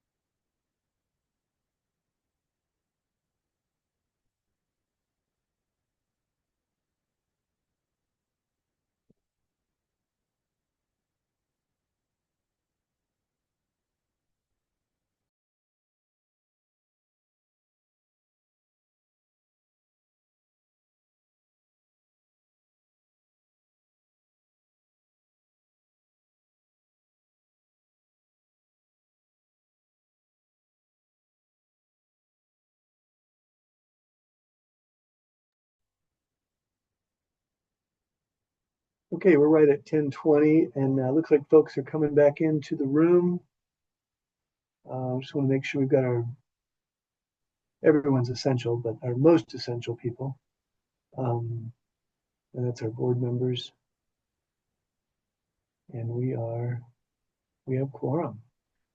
I do notice, sorry to interrupt, Go ahead. Pete. It looks like we have a new attendee who's come on in the last little bit, Dr. Esser. Not sure if I don't recall you seeing on the board, so I want to give you an opportunity to introduce yourself, make sure we can hear us and we can hear you. Yes, hello. I I'm a veterinarian in Oregon, recently back to Oregon, so I thought I would just join and kind of listen in. I don't have any particular agenda, just here. No, that's all right. Thank you for joining us. As Pete said before, we're always happy to have more people in the room. It makes it just adds to the occasion. So thanks for your time and thanks for joining us. And yeah, back over to you, Pete. I think rulemaking update is Yeah, thanks very much. We have a document here in your packet. Brooke, could you throw that up on the screen? Thank you. Just want to provide a little overview context for this. We've done kind of a rulemaking status sheet update. This is a little bit different than that. Joanne and I really got in and looked at the current rules when we discovered there was kind of a technical glitch, significant technical glitch. And then we want to just go and make sure everything was cleaned up, and we had to jump through quite a few hoops to make that happen. And so we didn't want to proceed too far down that road without keeping the board updated. And then we discovered that there's some requirements just to make sure that we get everything cleaned up nice and neat and moving forward. And so just some context, over the last year, we've really pushed forward a lot of rulemaking, pretty small stuff, but just a lot of in number. I think at some points we were trying to push multiple changes through at the same time in the same through the OARD system, which is the Secretary of State system, and it's very technical. In order to have all those track changes, in order to have all that history that's underneath the presentation of a statute or of a rule, you have to go through the system that documents all the changes very carefully. And if you don't do it exactly right, it will make a change and then undo another change. And that's kind of what happened during a couple of these phases. So Joanna's going to walk us through it. I emailed you guys an updated version of this document with links under the staff recommended action, just links where appropriate to the rules themselves, so you can open those up and look at them. And there's a couple where we'll be asking you to ratify the changes. And Joanna will explain that as we go along. Joanna, is that fair introduction? Anything Yeah. else? Although I'll let you talk about specific events, Pete, and how they occurred, since I wasn't involved in those. Sure. But the sort of bottom line is Pete came to me with what had happened, and you can see in the chart there were like glitches and things that got done and undone. And then the motions that are on that sort of side right-hand column are the motions that would be needed to sort of clean up and make sure that the rules are in place, assuming the board wants those rules in place. So, and I believe Pete sent out one too that shows the text of the language, so you can look at that. So There's links to the text of the language, yeah, in the version I yeah. emailed you guys, I think 2 days ago. Yep. And so let's, I think maybe if there's any questions about potentially those proposed motions and what the intent is.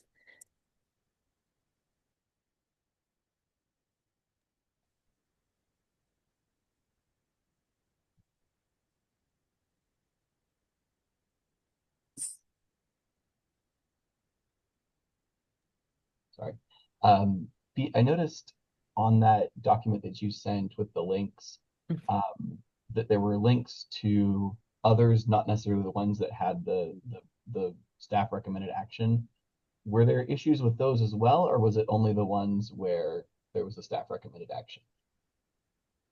Apologize, I thought I'd check those links. It should be linking up to, each one should link up. So if there was a proposed rulemaking, it should link up to the relevant proposed rulemaking. If there was a permanent rulemaking, it should link up to the specific one. Okay. If it's not doing that, I can share those separately. The links do seem to be working. It was more a question of are is there an issue with all the ones for which there was a link, or was it only the ones that the staff? Oh, I see.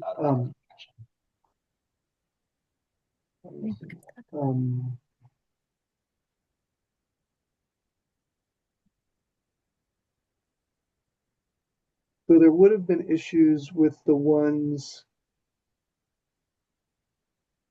that discuss the glitch. So like 411, the April 11th proposed rulemaking, it explains, if you open that up, you would see that it deleted, that the one that deleted the definitions that had previously been added.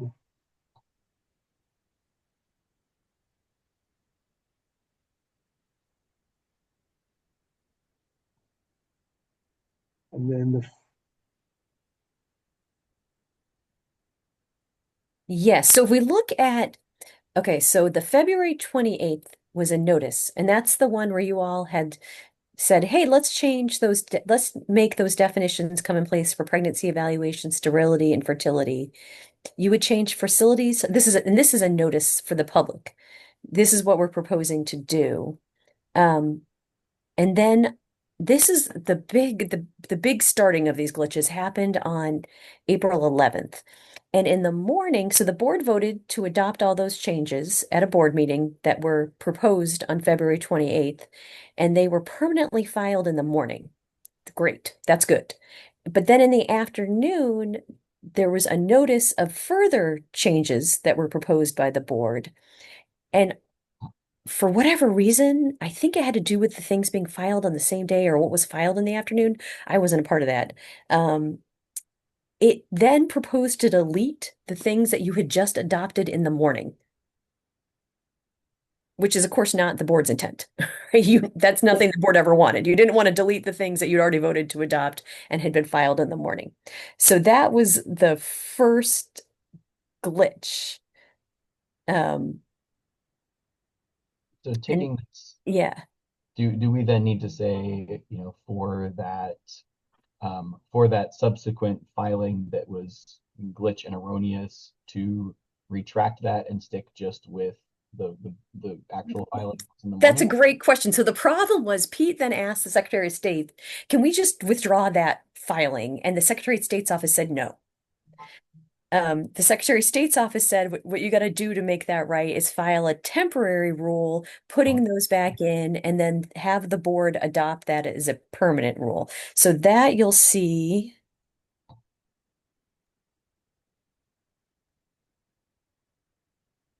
So when you say temporary rule, like we have to go back through public comment? No, Oh, you're okay with that. okay. So if you look at the motion down at is there a motion to permanently adopt the definitions in OAR 875, 005, 005, 25, 26, and 27? That is just putting back the thing that was erroneously deleted after you adopted it. So if we scroll down, so if we just talk about the glitch that removed those definitions, which isn't anything you wanted, Pete went ahead and then put temporary permanent rules back in to get those definitions back because you never wanted those deleted.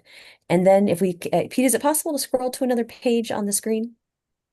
Brooke, I think you got that Yeah. screen share going on. Thank you. So if we look, oh, yep, that motion and so the event at the top of the thing, 9:10 at 4:35 p.m. Pete filed a temporary rule putting those definitions back because they were never intended to be deleted, and then filed a notice of permanent rulemaking to put those back in. So that motion, is there a motion to permanently adopt the definitions, is it gets those back into the rules. So that fixes that problem. Okay.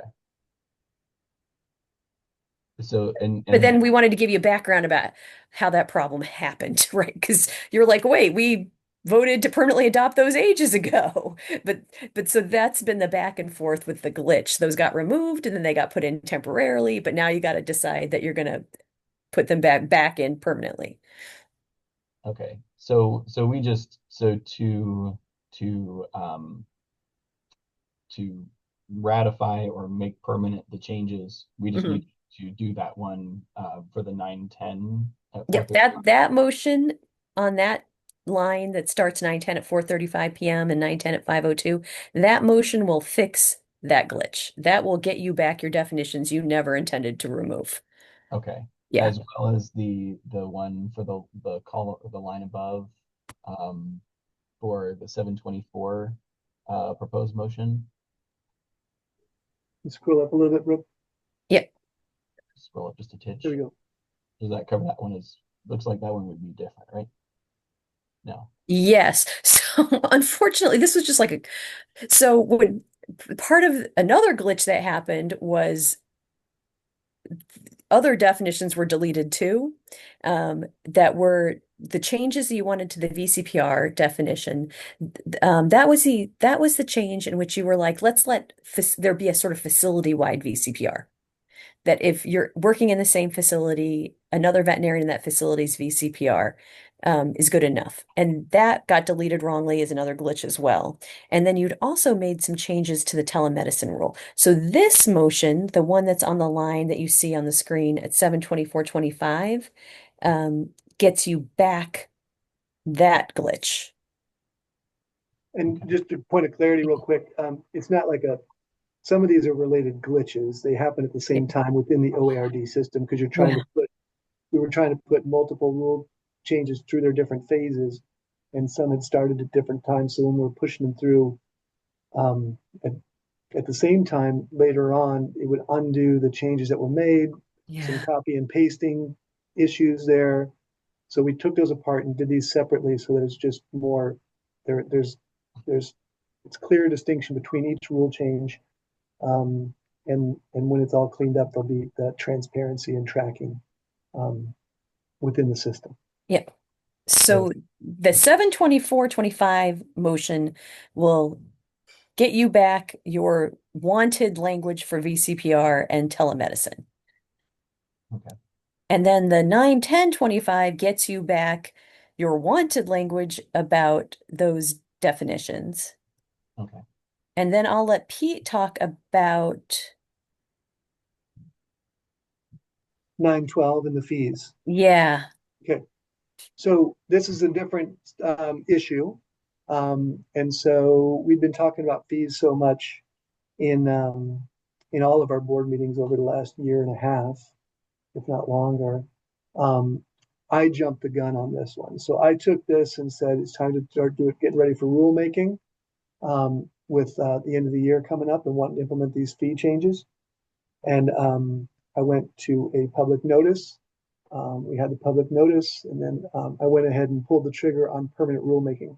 I skipped the step of following a public notice hearing, coming back to the board and saying, are you officially approving this rule change? And so I skipped that step. And so worked with Joanna, worked with the Secretary of State, and said we can continue with the permanent rulemaking, not implement yet because we haven't started renewals, come back to the board, ask you to ratify the permanent rulemaking. And then following this meeting, we will open up renewals and begin this new fee schedule. I think I covered that entirely. Joanna, does that sound good to you? And the reason that is such a complicated motion is because when that got filed, the facility closure rule, the requirement that you had already enacted that That's right. licensees give you notice when they're closing facilities, inadvertently got deleted. That's right. There was a glitch related to this one too. Yeah. Right. So the reason we're calling out those very specific long list is that we didn't want you ratifying that piece of it. And that is going to come back to you at another meeting because that's out for notice right now for future.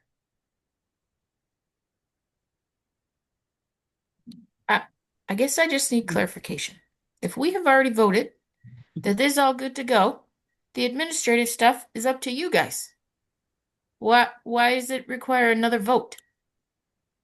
Well, on the fees, there wasn't an official vote. I skipped that step.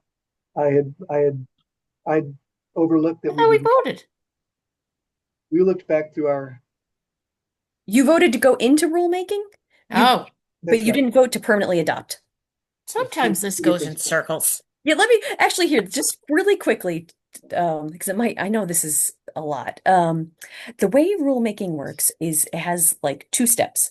The board says, "Hey, we think we want to do that. Let's get public comment." And that's like when you see the words in there, like notice of rulemaking, that's that. Let's put it on the Secretary of State's office to get public comment. That's that notice of rulemaking. And then if you get public comment, you look at it before you permanently adopt.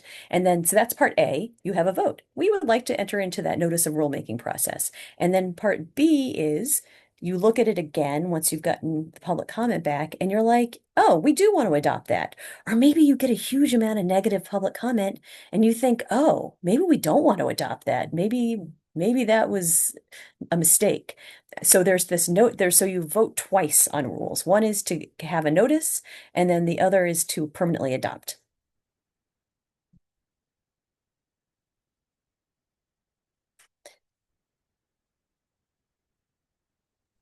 So taking this step by step, I think Yeah. the first two are pretty straightforward. Yeah.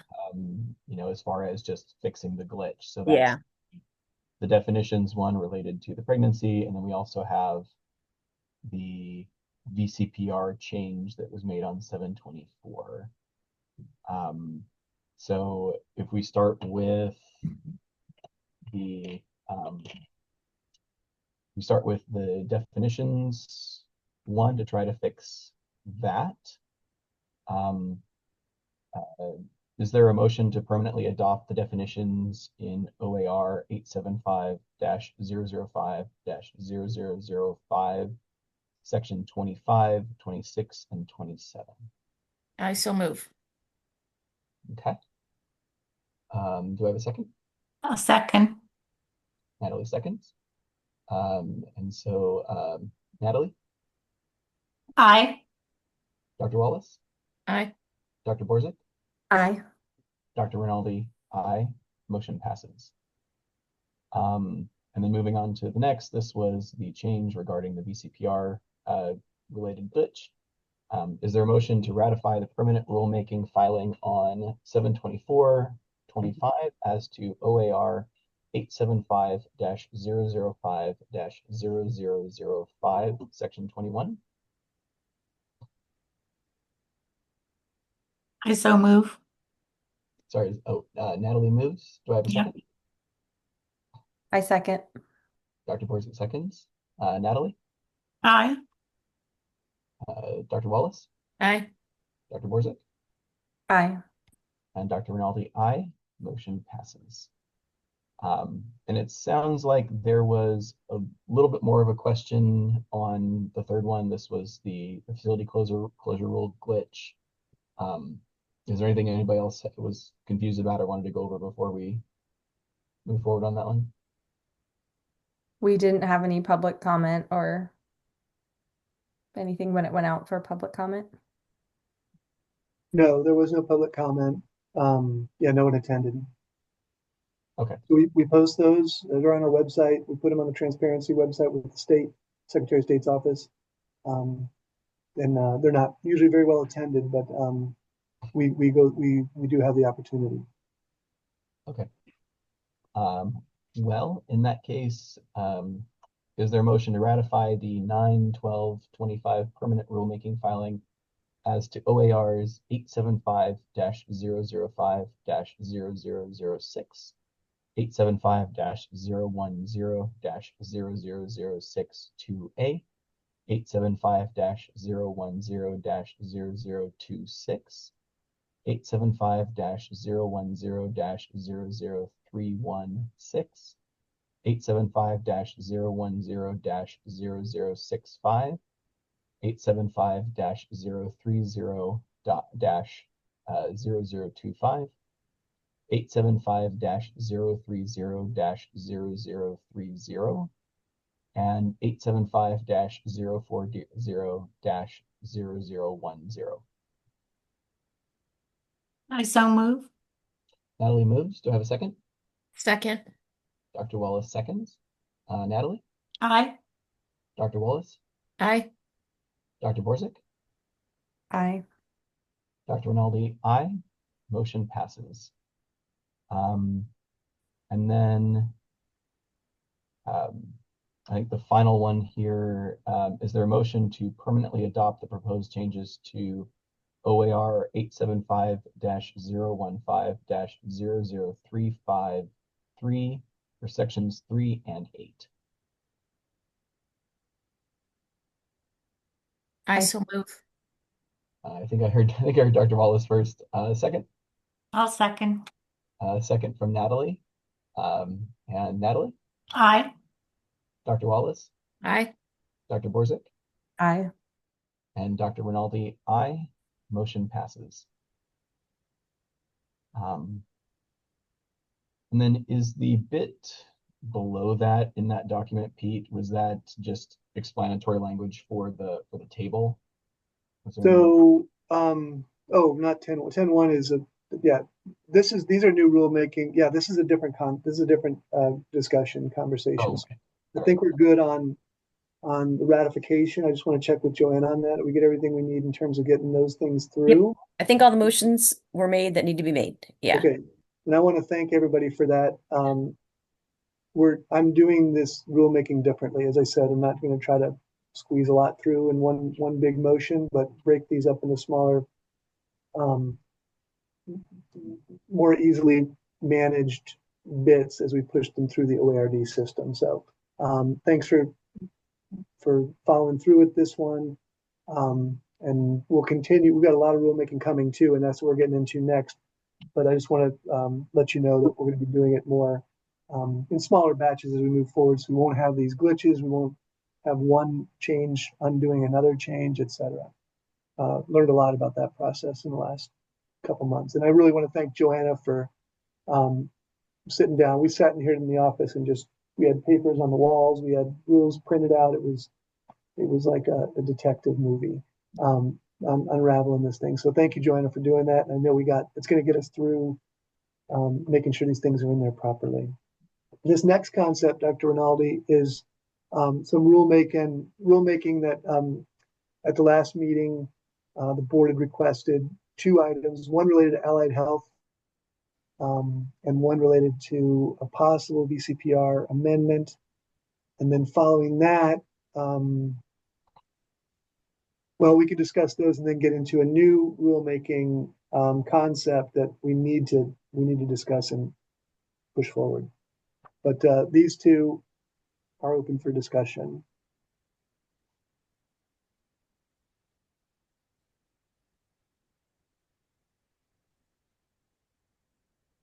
And because I was absent at the last one, was this a follow-up from pre-existing discussion, or was this just something that we've had a lot of discussions about this related to allied health practitioners and wanting to potentially practice veterinary medicine, depending on how it's viewed, depending on what they're doing. Sometimes they're licensed with other allied health related licensing boards. Other times they're not. It's often in terms of massage therapy or chiropractic. And so we're talking about a possible amendment to clarify that the exemption for practitioner of allied health methods only applies to licensed healthcare providers. That'll get us at least looking specifically at licensed practitioners. And this would be making an addition to definitions. Okay. So at the moment, this is just a motion to initiate the rulemaking process. Yeah. Yes. Okay. Gotcha.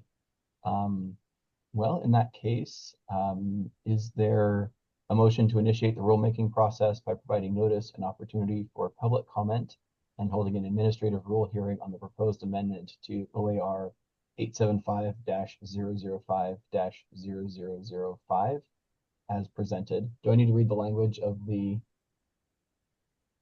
proposed rule change? Sure, it couldn't hurt. Okay, so that language is as follows. Quote, practitioner of allied health methods,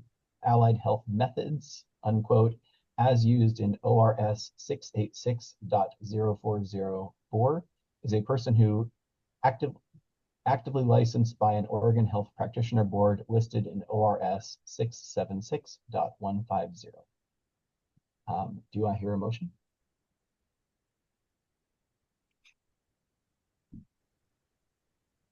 I so move. Oh, sorry. Can I ask a quick question? Oh, yeah. Can I get a reminder on where we're using this in our practice act? Or Yeah, oh, this is Joanna. So in the statute, it has an exemption for practitioners of allied health methods to practice veterinary medicine without a license, but only on specific referral from a veterinarian.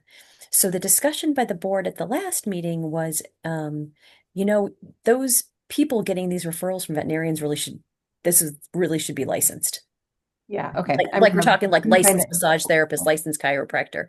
So that's what this potential rule would clarify, that practitioner of allied health methods, and that exemption doesn't apply to anybody. It only applies to people who have Oregon human licenses. Perfect. Thank you, Joanna. I appreciate it. Sorry, Natalie. No problem. And I got a bit garbled. Was that a motion, Natalie? Yeah, I did Okay. so move. So Excellent. Just want to make sure I got that. Do I hear a second? I second. Dr. Borzek seconds. Natalie? aye. Dr. Wallace? Aye. Dr. Borzek? Aye. And Dr. Rinaldi, aye. Motion passes. And then we have the VCPR proposed or possible amendment. Is there any questions on this coming out of the last discussion since I wasn't present? Yeah, real quick, just some context. We talked about this before and it's explained here. This is related to herd or flock animals, establishing VCPR and maintained by medically appropriate and timely visits to premises where the animal is kept, and does not have to be established through a physical examination of each individual animal. And then there's the proposed language here. Okay. So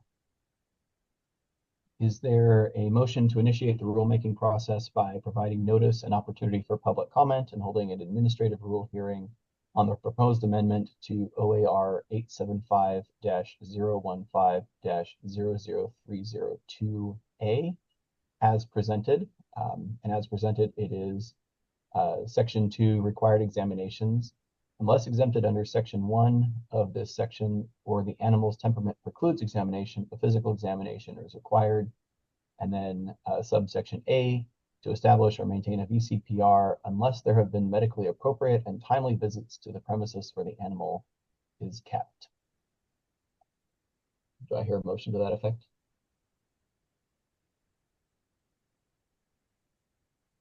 Don't we need it to specify herd or flock somewhere here? I was wondering the same. I was just going to get the whole rule. Let's look at that whole rule.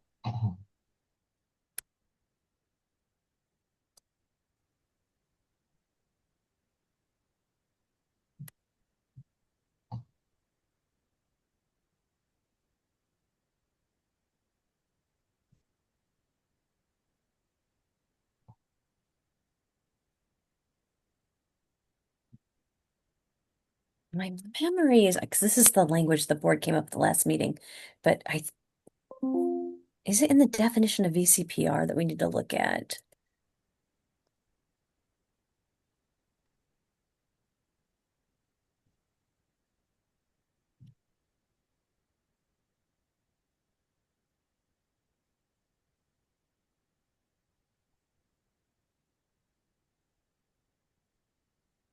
So the VCPR rule, and we're looking at 875.005.0005 says this, because the herd and flock you're talking about is in the upper section of this medical records rule. But the VCPR talks about this.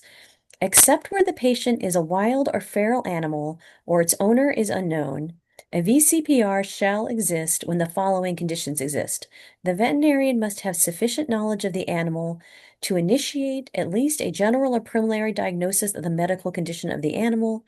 This means the veterinarian has seen the animal within the last year and is personally acquainted with the care of the animal by virtue of a physical examination of the animal or by medically appropriate and timely visits to the premises where the animal is kept. And then there's a language about it. It goes to other people in the facility. So this, the board discussed last time, was to have this rule match up with that definition.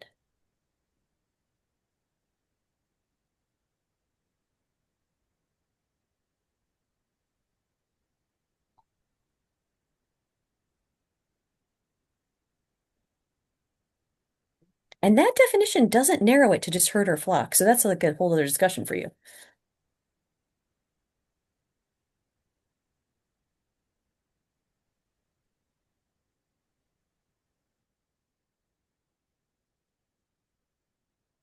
Yeah, I think we have to specify on A because I mean, I honestly have clients that have 25 dogs. And you could have a timely visit for one dog that doesn't apply to the 25th. So I do think it I don't know, has to be clarified to the large animal sector or something. It's interesting. Joanna referenced section 13, which is herd or flock animal. Also does not limit it to large animals. It says 4 or more of the same species, including but not limited to breeding, sale, show, food production, or racing. I mean, certainly someone could have 25 pet dogs, but I imagine that, or, that those probably fall into the category of breeding, sale, racing. I mean, by that rule, it probably would cover that. Most of them are hunting dogs. Fair enough.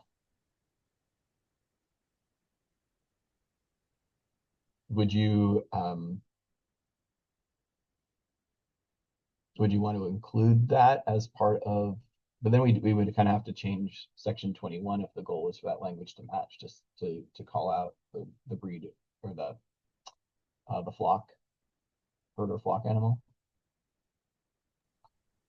I feel like the intent of the board when we've discussed this is that this pertains to herd or flock animals. So I think that the language should reflect that in both locations. So could we change the language to say to establish or maintain a VCPR unless, comma, for herd or flock animals there have been medically appropriate, etc.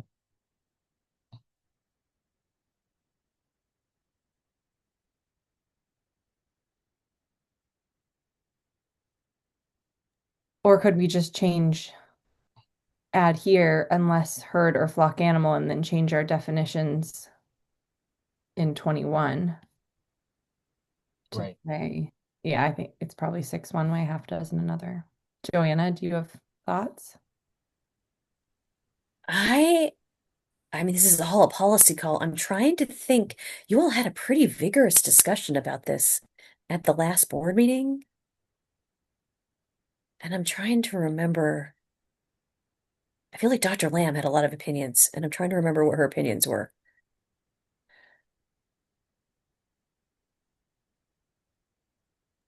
Could we get minutes from from that meeting and review this again at the next meeting?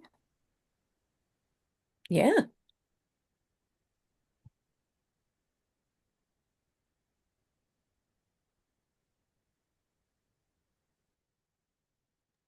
Yeah, we could do this. I can put this together with some context from the last meeting. Yeah, we'll bring it back in January. Okay. So plan to table this at least until we get a little more clarification on what the thoughts were from last time, make sure the verbiage is correct. And okay, and then for the next one, the next potential rulemaking update, it's on the updated PDF that I sent you guys. It's not the version that Brooke has up now. Brooke, I just emailed you that. Can you open up that updated version? Sorry about that. Yeah, hold on just a second.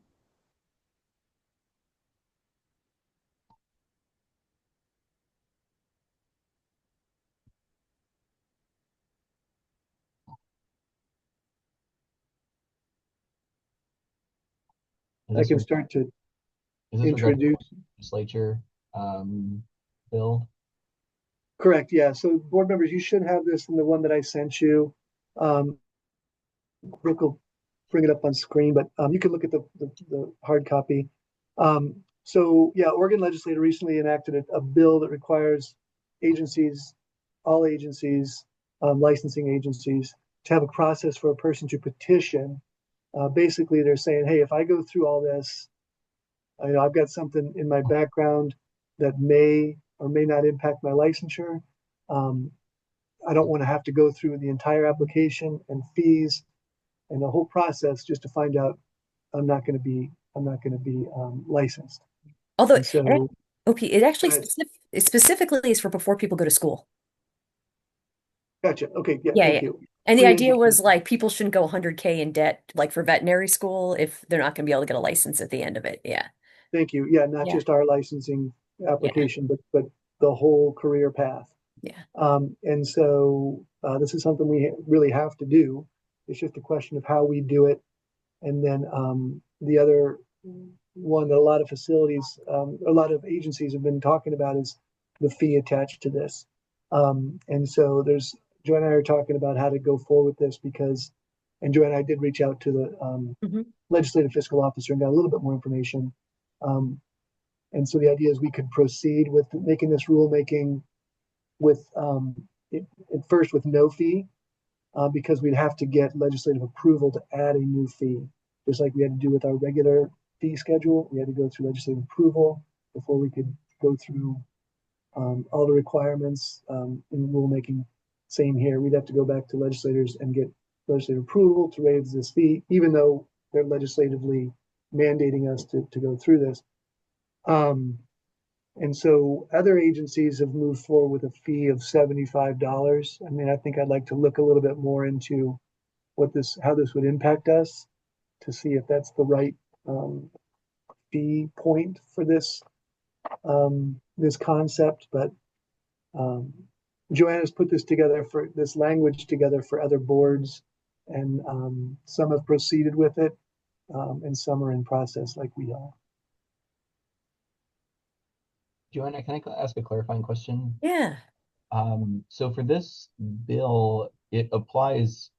So where is the cutoff? Because it says pre-education. Is that This is a very interesting question. To be honest, that's a great question, which is, does it have to be before they actually start veterinary school? Does it have to be, can it be halfway through before maybe they do their intern license? I would say at this point, I would take that as it comes. Okay. Let's deal with that as the applications come in, because I think that is an excellent question. And legislatively, it's nice. Like the idea was, hey, before somebody goes deeply into debt, let's let them have a chance to ask the board, if I do all this, are you not going to give me a license?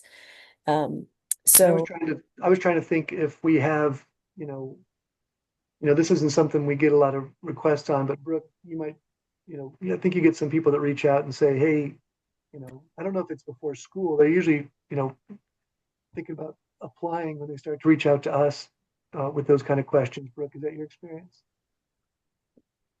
Sorry, Pete, I'm trying to pull up this email and I wasn't paying attention. I apologize. Sorry. Yeah, I know. I guess I was trying to get an idea of how it's hard to say because we don't, it's not something that people know that they can ask for yet. Yeah. But you do get some people that reach out sometimes and say, hey, but it's usually before they're in school. I mean, after they're in school, they're getting ready to apply to us when they reach out and say, "Hey, I've got this in my background. Where is the board going to go with this?" And we usually just say, "Hey, the board reviews everything. We'll look at it very closely. Send it to us. We'll take it to them." We don't provide a response other than Yeah. generalities of what have delegated authority to approve. Yeah. Yeah, that's correct. It's hard to say. I guess my short statement here is it's hard to say how much this will impact us or how much time we'll be putting into this, how many of these requests we'll get. It does. I mean, it looks very similar to, like you say, we've gotten these sorts of things in the past, and we review them, and we say thumbs up, thumbs down. Do you think are you saying you think the workload might increase just because this is now kind of a published thing that people might have more awareness that they can do? Well, and like I said, the people who come to you who've already gone through school, who just don't want to spend the money on an application fee, that's not going to apply to them. Those people are still going to be told, well, go ahead and apply and we'll see what the board does if Pete doesn't have delegated authority. This was really intended for like somebody who, before they go to veterinary school and go in deeply in debt, to know. And I mean, my guess is if someone comes to you and says, I have a shoplift conviction from when I was 18, you're going to be like, it's fine. We're not going to deny your license for that. But if somebody comes to you and says, I have 5 convictions for animal cruelty, you might say, oh, well, actually, that is this. Don't go to veterinary school if you're intending to get a license at the end of the day, because that is someone that we would probably say no to. And Uh, in yeah, practical application of this, someone would reach out and say, "Hey, this is what I want to do. Is this past? I had this in my past. We'll have to have some sort of formal way for them to request this from us, like yep. initial application inquiry or something.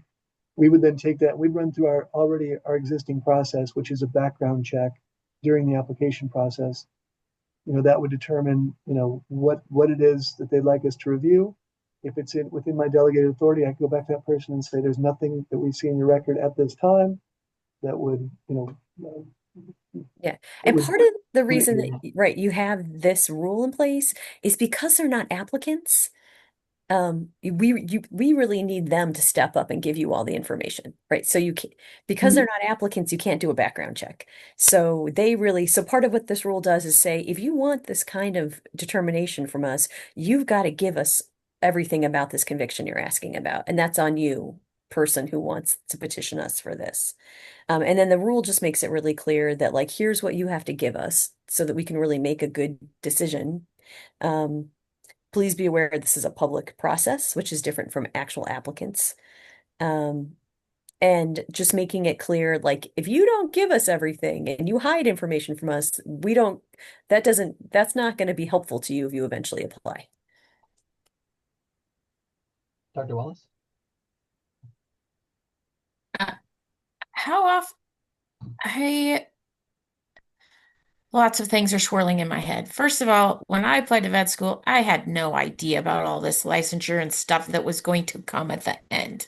So how many people are even aware that this has to happen? How often does this come up? I see it as a good faith gesture to, I I don't know who, well, about what I've here's your yeah.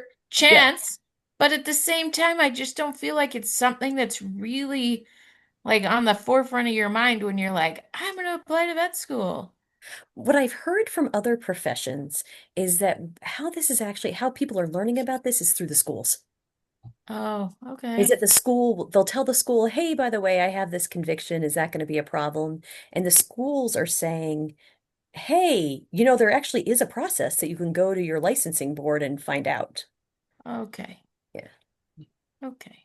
I mean, I don't know if that will be true for the veterinary schools, but that's what I've heard for other types of healthcare professionals that are subject to this. Okay. I also feel like a lot can happen in 4 years.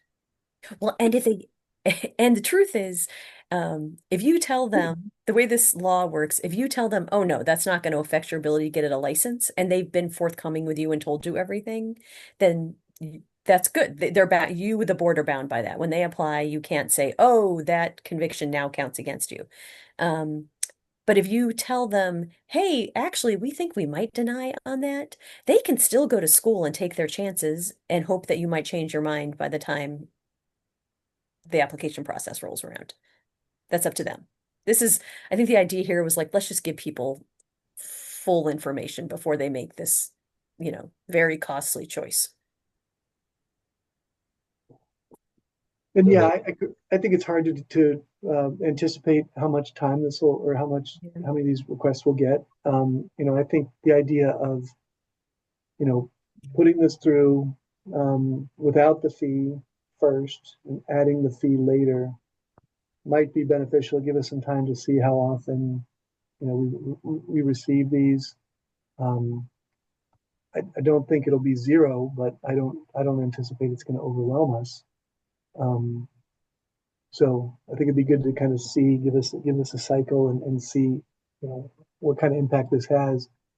Because if it does have a significant impact, we would want to apply a fee to it to help compensate our resources there. And the good thing about this rule, fee or not fee, is that it just makes it really clear what the person has to do if they want this determination. So the staff, somebody calls up and says, hey, I heard there's this law that lets me come to the board in advance of my school and find out if my conviction is going to be a problem. Staff has a rule to point them to. Well, there's a rule. Yep. Here's what you need to give us if you want to do this. should we go down the room just to solicit opinions on the fee in particular? Natalie, do you have a thought? Fee, no fee? I don't really. I mean, I don't really have an opinion. Okay. Dr. Wallace?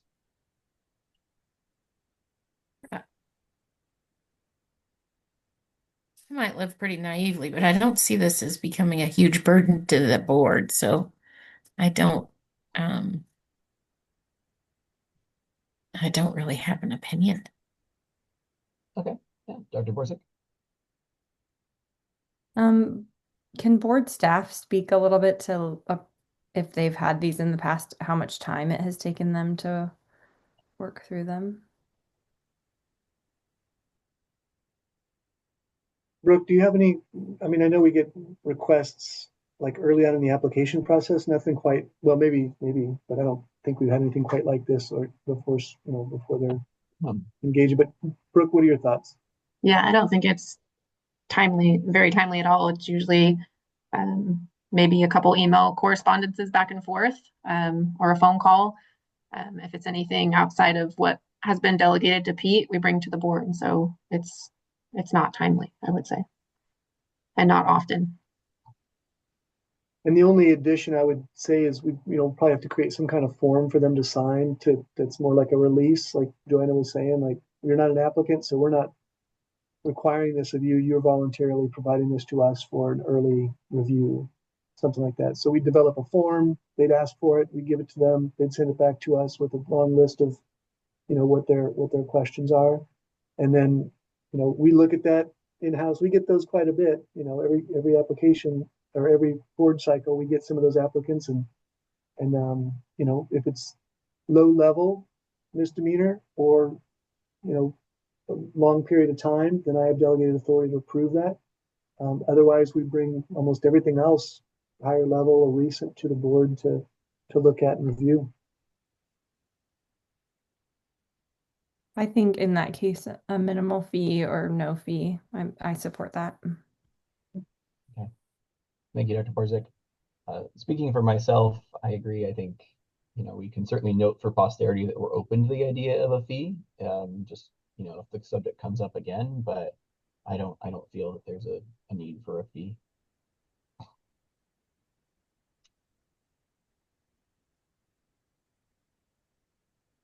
Okay, we'll move forward with this. Joanna, do we need to give that board blessing to move forward with rule making hearing, right?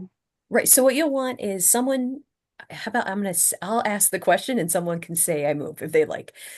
Is there a motion to initiate the rulemaking process for providing notice and opportunity for public comment and holding an administrative rule hearing on the proposed addition of the determination petition rule as presented today?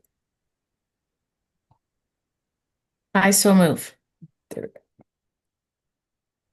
Do I hear a second? I second. Sorry, Dr. Borzik seconds? Oh, okay. All right, Natalie, I Dr. Wallace, Aye. Dr. Borzik, Aye. Dr. Rinaldi, aye. Motion passes.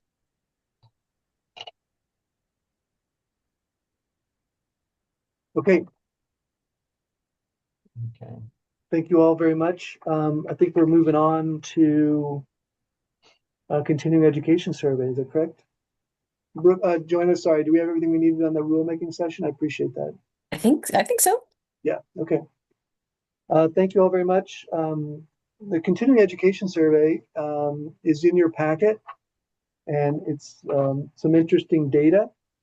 We had sent out, I think we got some good information here, and really I think the good news is we're really developing an ability to post these surveys, and we got a really good response. Oh, good.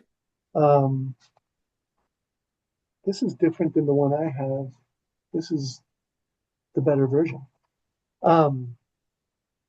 But the interpretation here, so we had 537 respondents.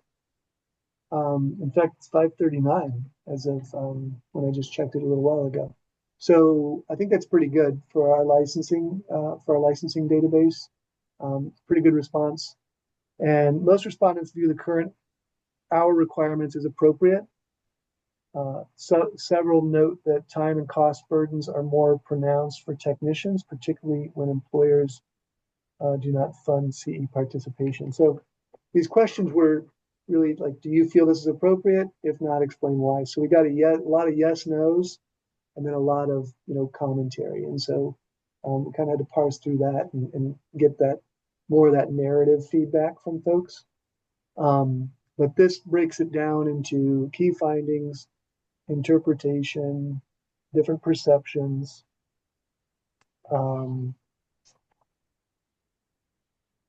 And at the end, we have summary and next steps. Can you scroll down to that one, Brooke? Here we go.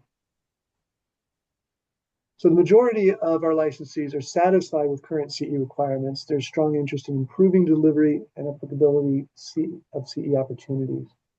And from that survey, these are recommendations that we were able to come up with. Thank you, Pete. Should we go around the room and people can shout out as they wish? Natalie? I don't really want to shout, but but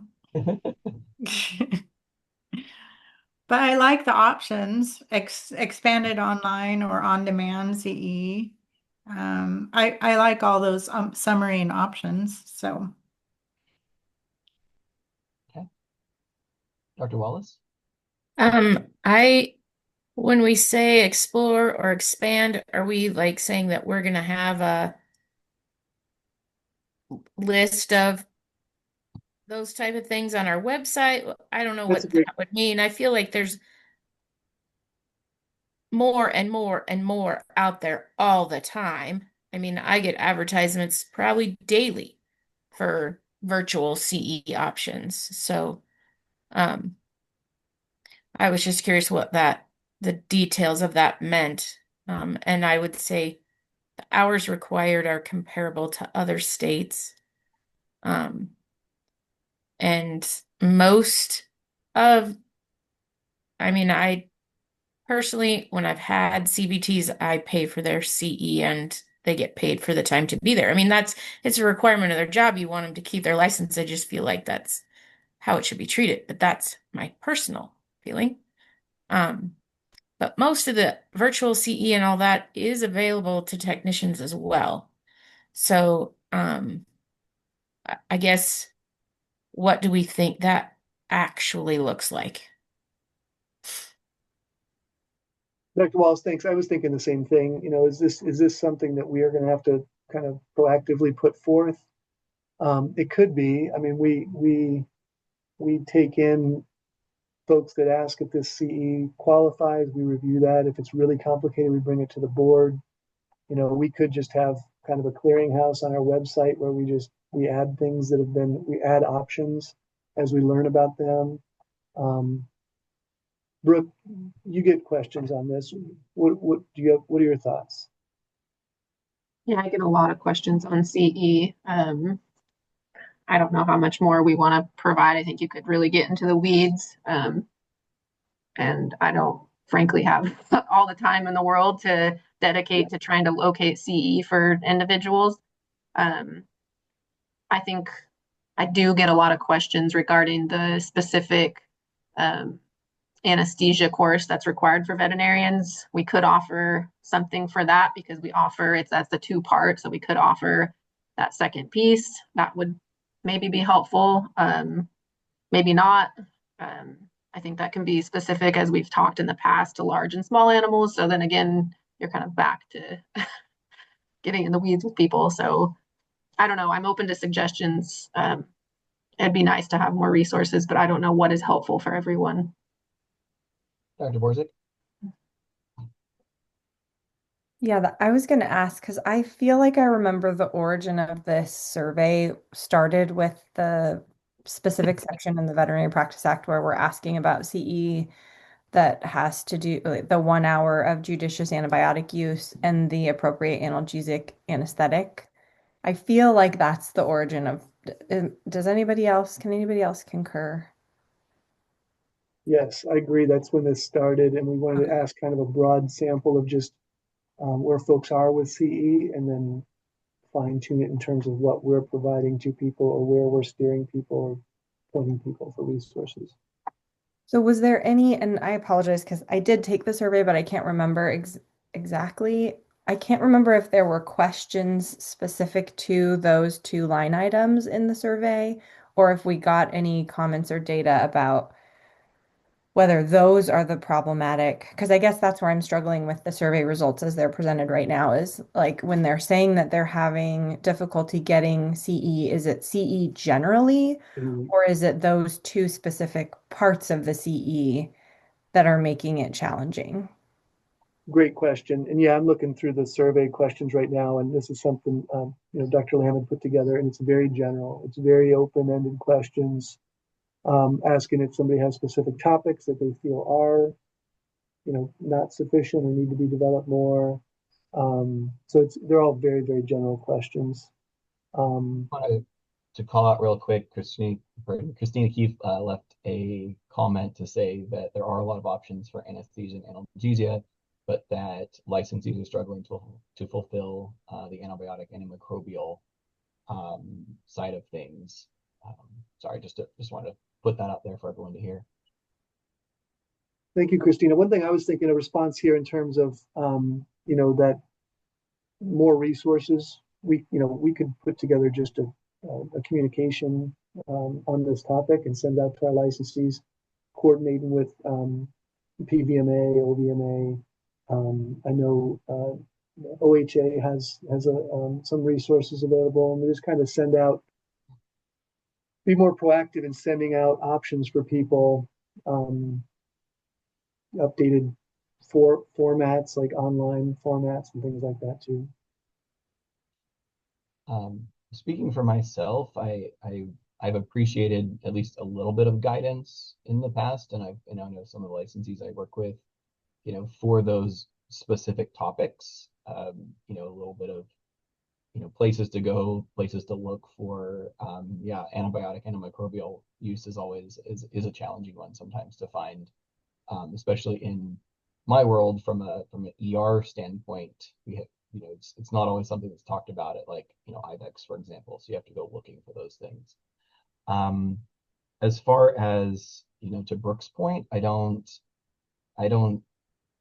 I think a little bit of guidance for those specific topics is good, but I agree. I think trying to maintain and update and collate a broader selection of CE is going to be challenging, especially because if those courses are then no longer offered, and then you have to make sure that you're up to date. It sounds like a lot to manage. I do have one additional thing that we could add, that might be useful, and Pete and I talked about this a year and a half ago. Um, uh, the um, uh, um, the AAVSB does note that a number of states, and I don't know which, provide the option for an hour of CE for licensees who attend state board meetings. And that's something that can be done virtually. And so, I could put that out there for the board if that's something we want to discuss adding as an option for CE. Um, throw that out there. Might just add an additional option. Um, I do notice, Christina, thank you again. Dr. DeBes has some nice options that they share out in last minute resources ahead of reporting, et cetera. So, Dr. Borzik? I really like your idea about board attendance. I think that, we had somebody here earlier, I don't know if they're still here, that said, I didn't even know what you actually did. So I think we're trying to find people for the board. Having more people attend board meetings and know what we do could certainly help with potential attendance in the future. So I really like that idea. I'm curious, and I looked to see if Dr. DeBest was still here, what the origin of these two specific call outs were, and whether we want to have a discussion about, do we want those? I assume at the time it was trying to choose some topics that were relevant and appropriate.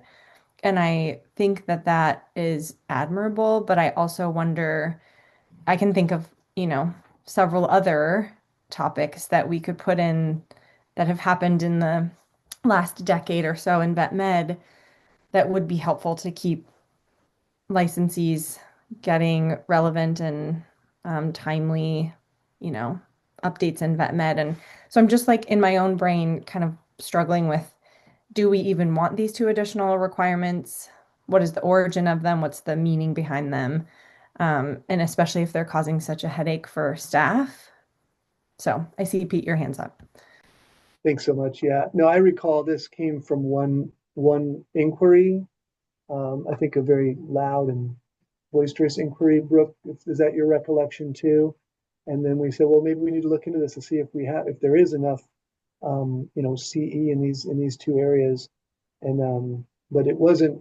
Brooke, correct me if I'm wrong. There wasn't a big outpouring of folks saying there was a dearth of opportunity for CE in these areas. Is that right? That's correct. Yeah, and I'm trying to wish Millia was still here because there was one individual, and I'm trying to look through public comment, and he came and spoke at the board meeting. He was a large animal practitioner. I'm struggling to find it, but yeah, you're correct. And I'm with Dr. Reagan. I would like to know the history and why this is still relevant to take every year. Like if we're questioning it, then I think it would be helpful to go back and look at it if we need to continue on with it.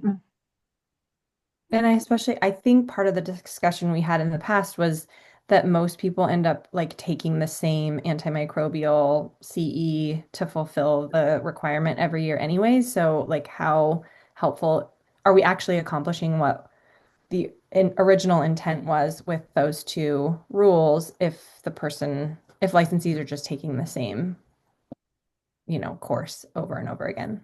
Absolutely. This is something that I've thought a bit about and struggled with, and I'm very much of two minds on.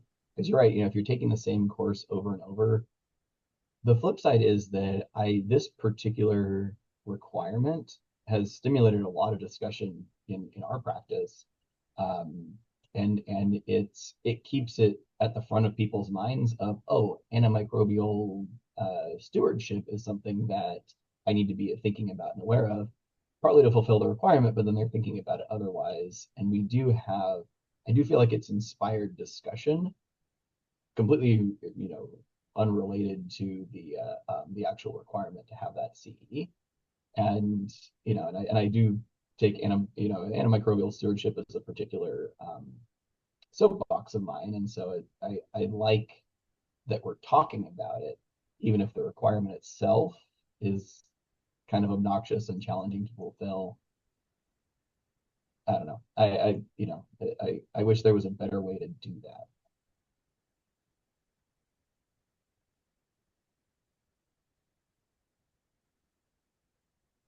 I'll say, this survey is helpful in that I think largely the response is that people are not feeling CE is overly burdensome or unreasonable. It kind of gives us a baseline for looking at CE. I think it provides some opportunities where we might be able to improve communication and options for licensees. But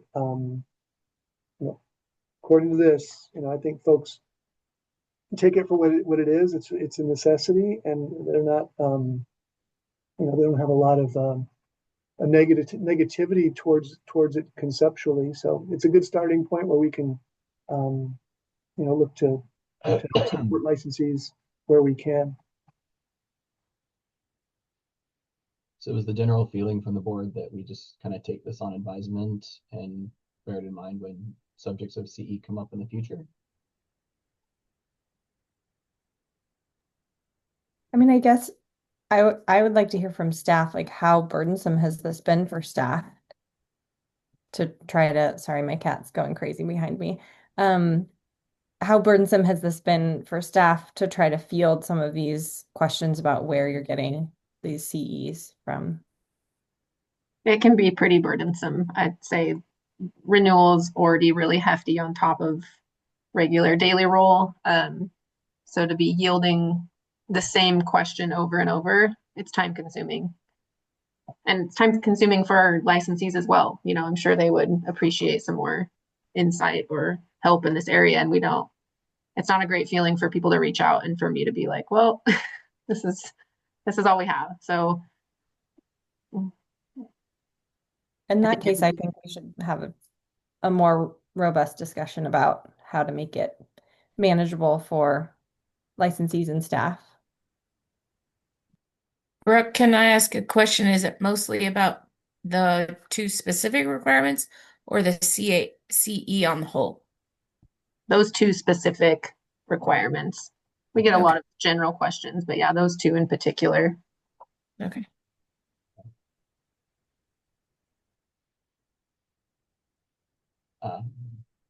So well, I propose I could sit down with Emilio, maybe check in with Christina, great resource for us, and talk about maybe making a clearinghouse of options and proactively getting that out to our licensees as a starting point.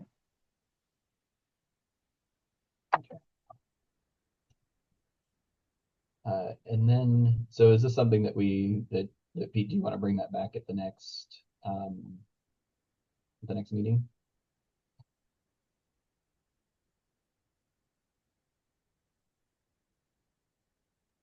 I would be curious about the origin, like if Emilio knows why we have those two line items in there. I mean, I don't know that it will change what we do, but I would like to hear that.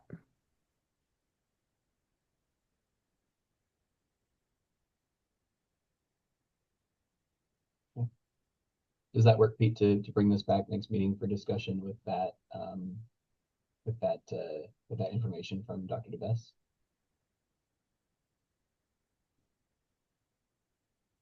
I sort of see a nod. Sorry, it's kind of hard to. Yep, sorry, I was trying to get my notes in, but that sounds great. We can do that. Sounds good. And then should we include the discussion of CE hours for board meeting attendance, or is that something that we want to, or people feel comfortable moving forward with the rulemaking process on? Yeah, if the board wants to pursue that, I'm fully in support of that. Joanne, I'll double check with you, but I think that's a policy call, right? Wait, I'm sorry. What exactly? Yeah. Provide like an hour of CE, except an hour of CE for board for Oh, well, licensees to participate in or to let's attend. look. Yeah, So, is there a rule? We can just see if it fits into the rule or if the rule has to be changed. sure, we got CE rules related to hours. Okay. I think we would have to add a subsection. I see.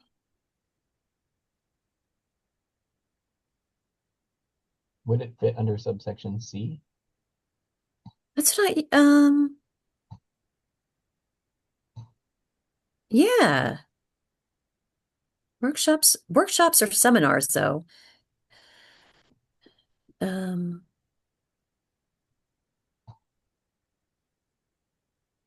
meetings.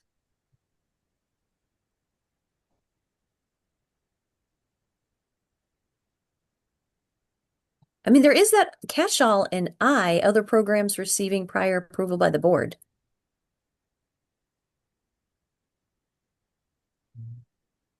That's kind of where I thought we approve Yeah. stuff all the time. Yeah. I think you could fit it in there. Occasionally we could approve that CE.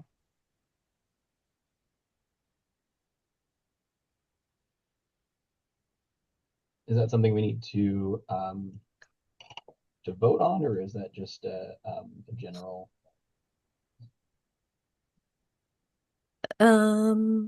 So is there a limit on how many hours workshop seminars, prepared materials? I don't. You know what?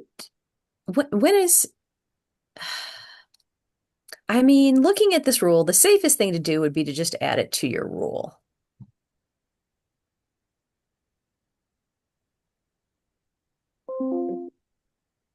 I'm just looking if there's any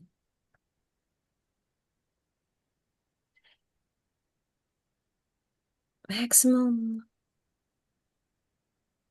The rule really loves these words, workshops or seminars. Looking at it, it's a little hard to say that a board meeting's a workshop or seminar is the struggle I'm having. I mean, but if you voted today to initiate rulemaking to add, I don't know, X amount of hours of attendance at the public part of a board meeting, you could get that done in all told maybe 2 to 3 months.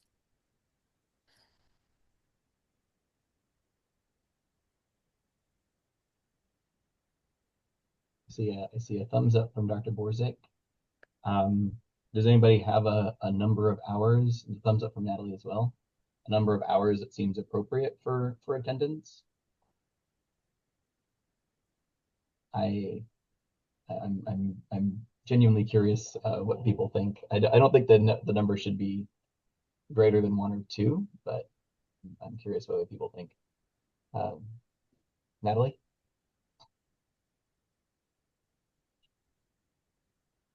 I'd say at the most 2. Okay. Dr. Borzik? Yeah, I agree. 2? I'd say I like late. I want to say 1, but then I sort of feel bad because sometimes, as you can see, the board meetings are taking longer than 1 hour, so it's not an equivalent. But I don't know. Mm-hmm. I'm And also remember, interested. that's potentially up to 5 or 6 board meetings a year. So, Dr. Wallace? And that was my thought, like an hour per board meeting, not to exceed 4 board meetings a year or 3 board meetings a year, something like that. So that they're encouraged to come to more than one. Yeah. But we can't accommodate all 30 hours in 2 years. It would fall under the limit for non-scientific. I think is limited to 6. Oh, there you go. Okay. Is that maximum of 6 hours for veterinarians or 3 hours for CBTs for non non-scientific subjects.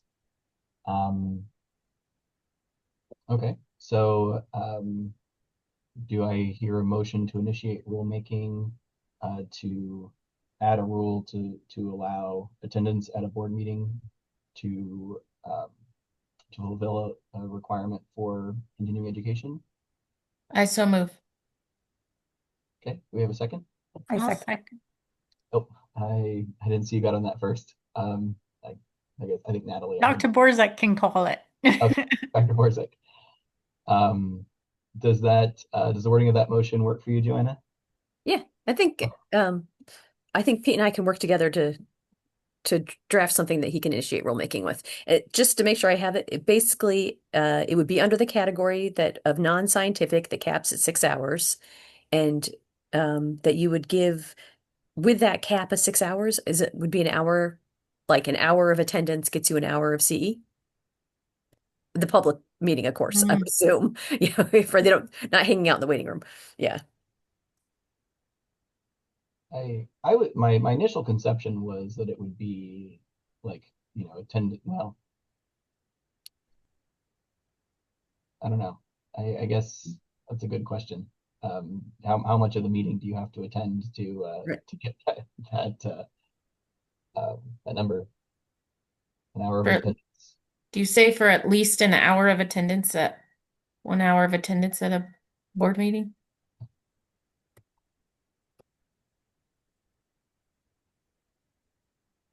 But so 1 credit per board meeting with at least 1 hour of attendance? Sure. I'm good with that. Okay.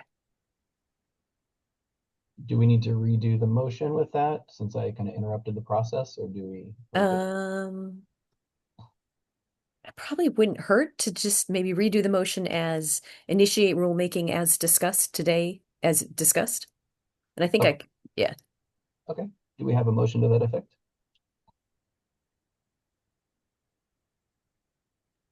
I also move. I saw Natalie on that one. Do we have a second? I'll second. All right, Dr. Borzek seconds. Natalie? Aye. Dr. Borzek? Aye. Dr. Wallace? Aye. Dr. Rinaldi? Aye. Motion passes. Thank you. And I think... Okay, I think we're good on the CE survey. I just want to wrap that up real quick by saying these surveys are really helpful. I'm really happy with the amount of engagement we get from licensees. So if you have another topic or another way you'd like to start a new conversation and you think a survey is a good way to start, just let me know. We're doing these through, Google Docs and then just sending that out and it gives us all the data. It comes back pretty easily. So if you got another concept or another topic, just let me know. We can get that conversation started. But I think we're moving on. Dr. Rinaldi, is that okay? Delegated authority? Yeah, absolutely. Delegated authority review. And sorry, real quick check-in with you on time. We've got 2 more items here in public. We've got delegated authority and we got the best practices survey. I don't think they'll take too long. But how does everybody feel? Do you want to move on? Because after this, we're going to go into executive session for a few items there too. Unless there's an objection, I'd say we wrap that up and then we can move into executive after lunch. Okay. Okay. Thanks very much. So delegated authority, you have it in your packet. This is something we're supposed to review every year, and you just kind of look at what we already have delegated authority on and see if you want to continue with that, if there's anything you want to change or alter. And then we have one new item at the bottom of that that we'd like to request delegated authority on.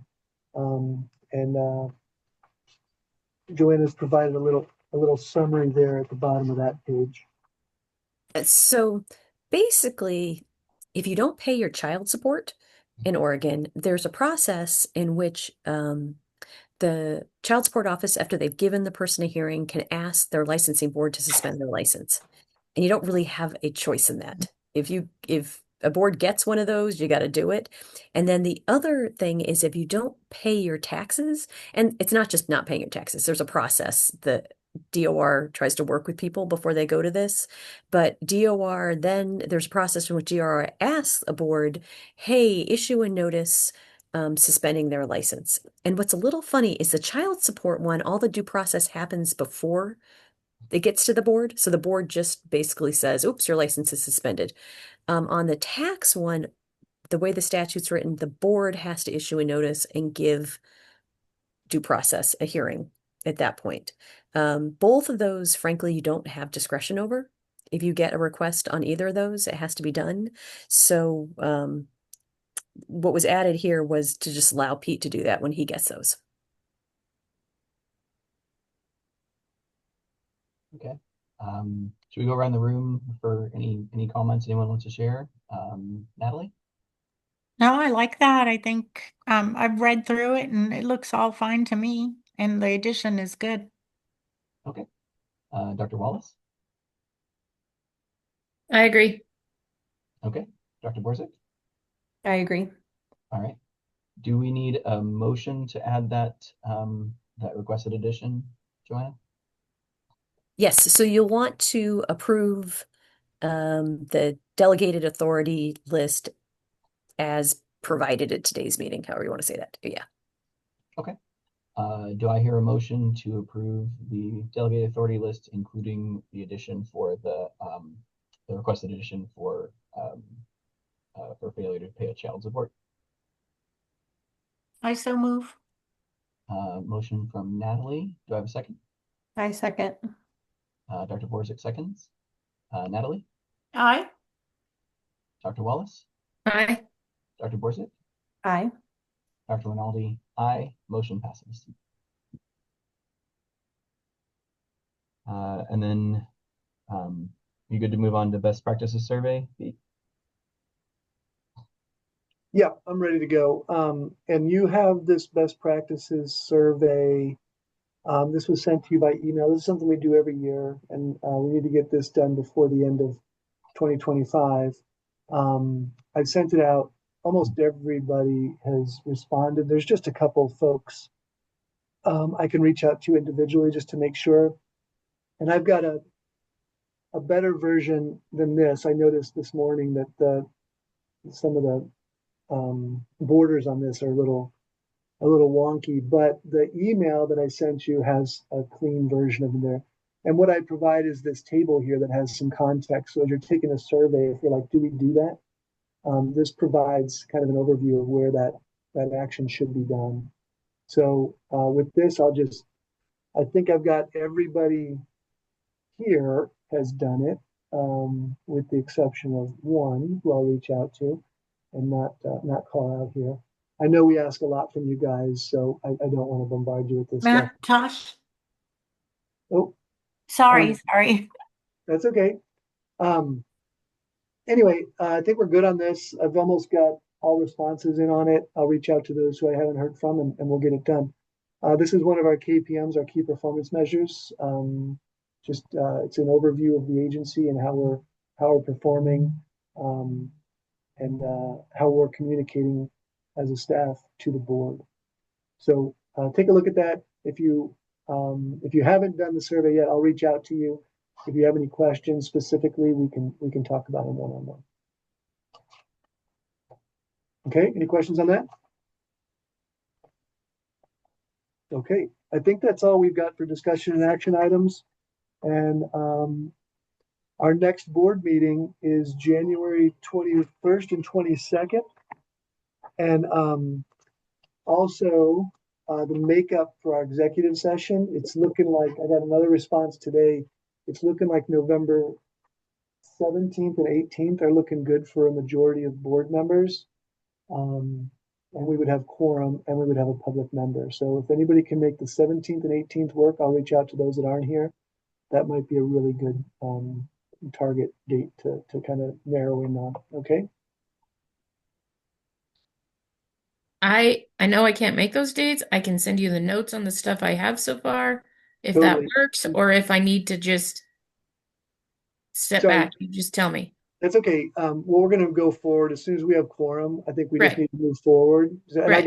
I got your email that you're very limited. I totally get that, Dr. Katie. So thanks for letting me know. We'll get your notes from you. We may reassign those. I anticipate if we can only get one good date in November, we're not going to get through our batch of cases anyway. I just want to make sure we're trying to clear through as many as we can, table as few as we can, and then just just keep chipping away at them. So I appreciate all the work you've done and put into them already. Anything you've got, we'll take and bring to the group that we have. Okay. And just keep things moving forward. So appreciate it. All right. Anything else for the public session? Or are we good to move on to reading the executive session and break for lunch? I think we're good. You can read us out with item number 10 there through executive session, and then we're at 11:45. Do folks want to take a lunch break? And how long? Reconvene back in executive. Thoughts there?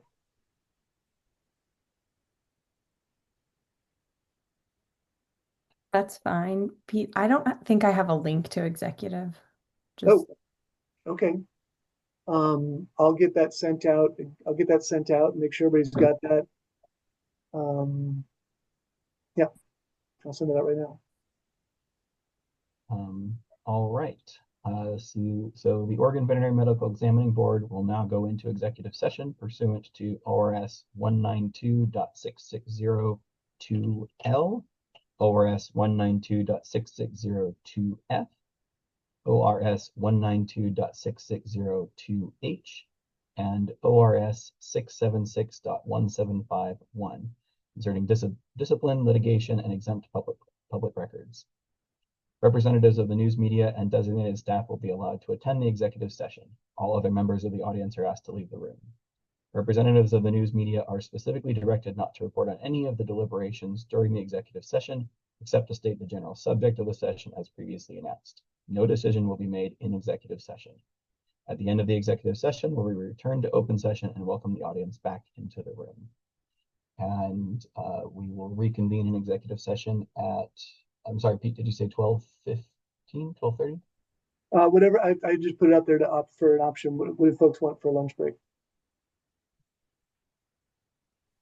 12:15 is good. I got stuff to do this afternoon. Okay. 12:15. And thank you to our audience members for joining us. Thank you.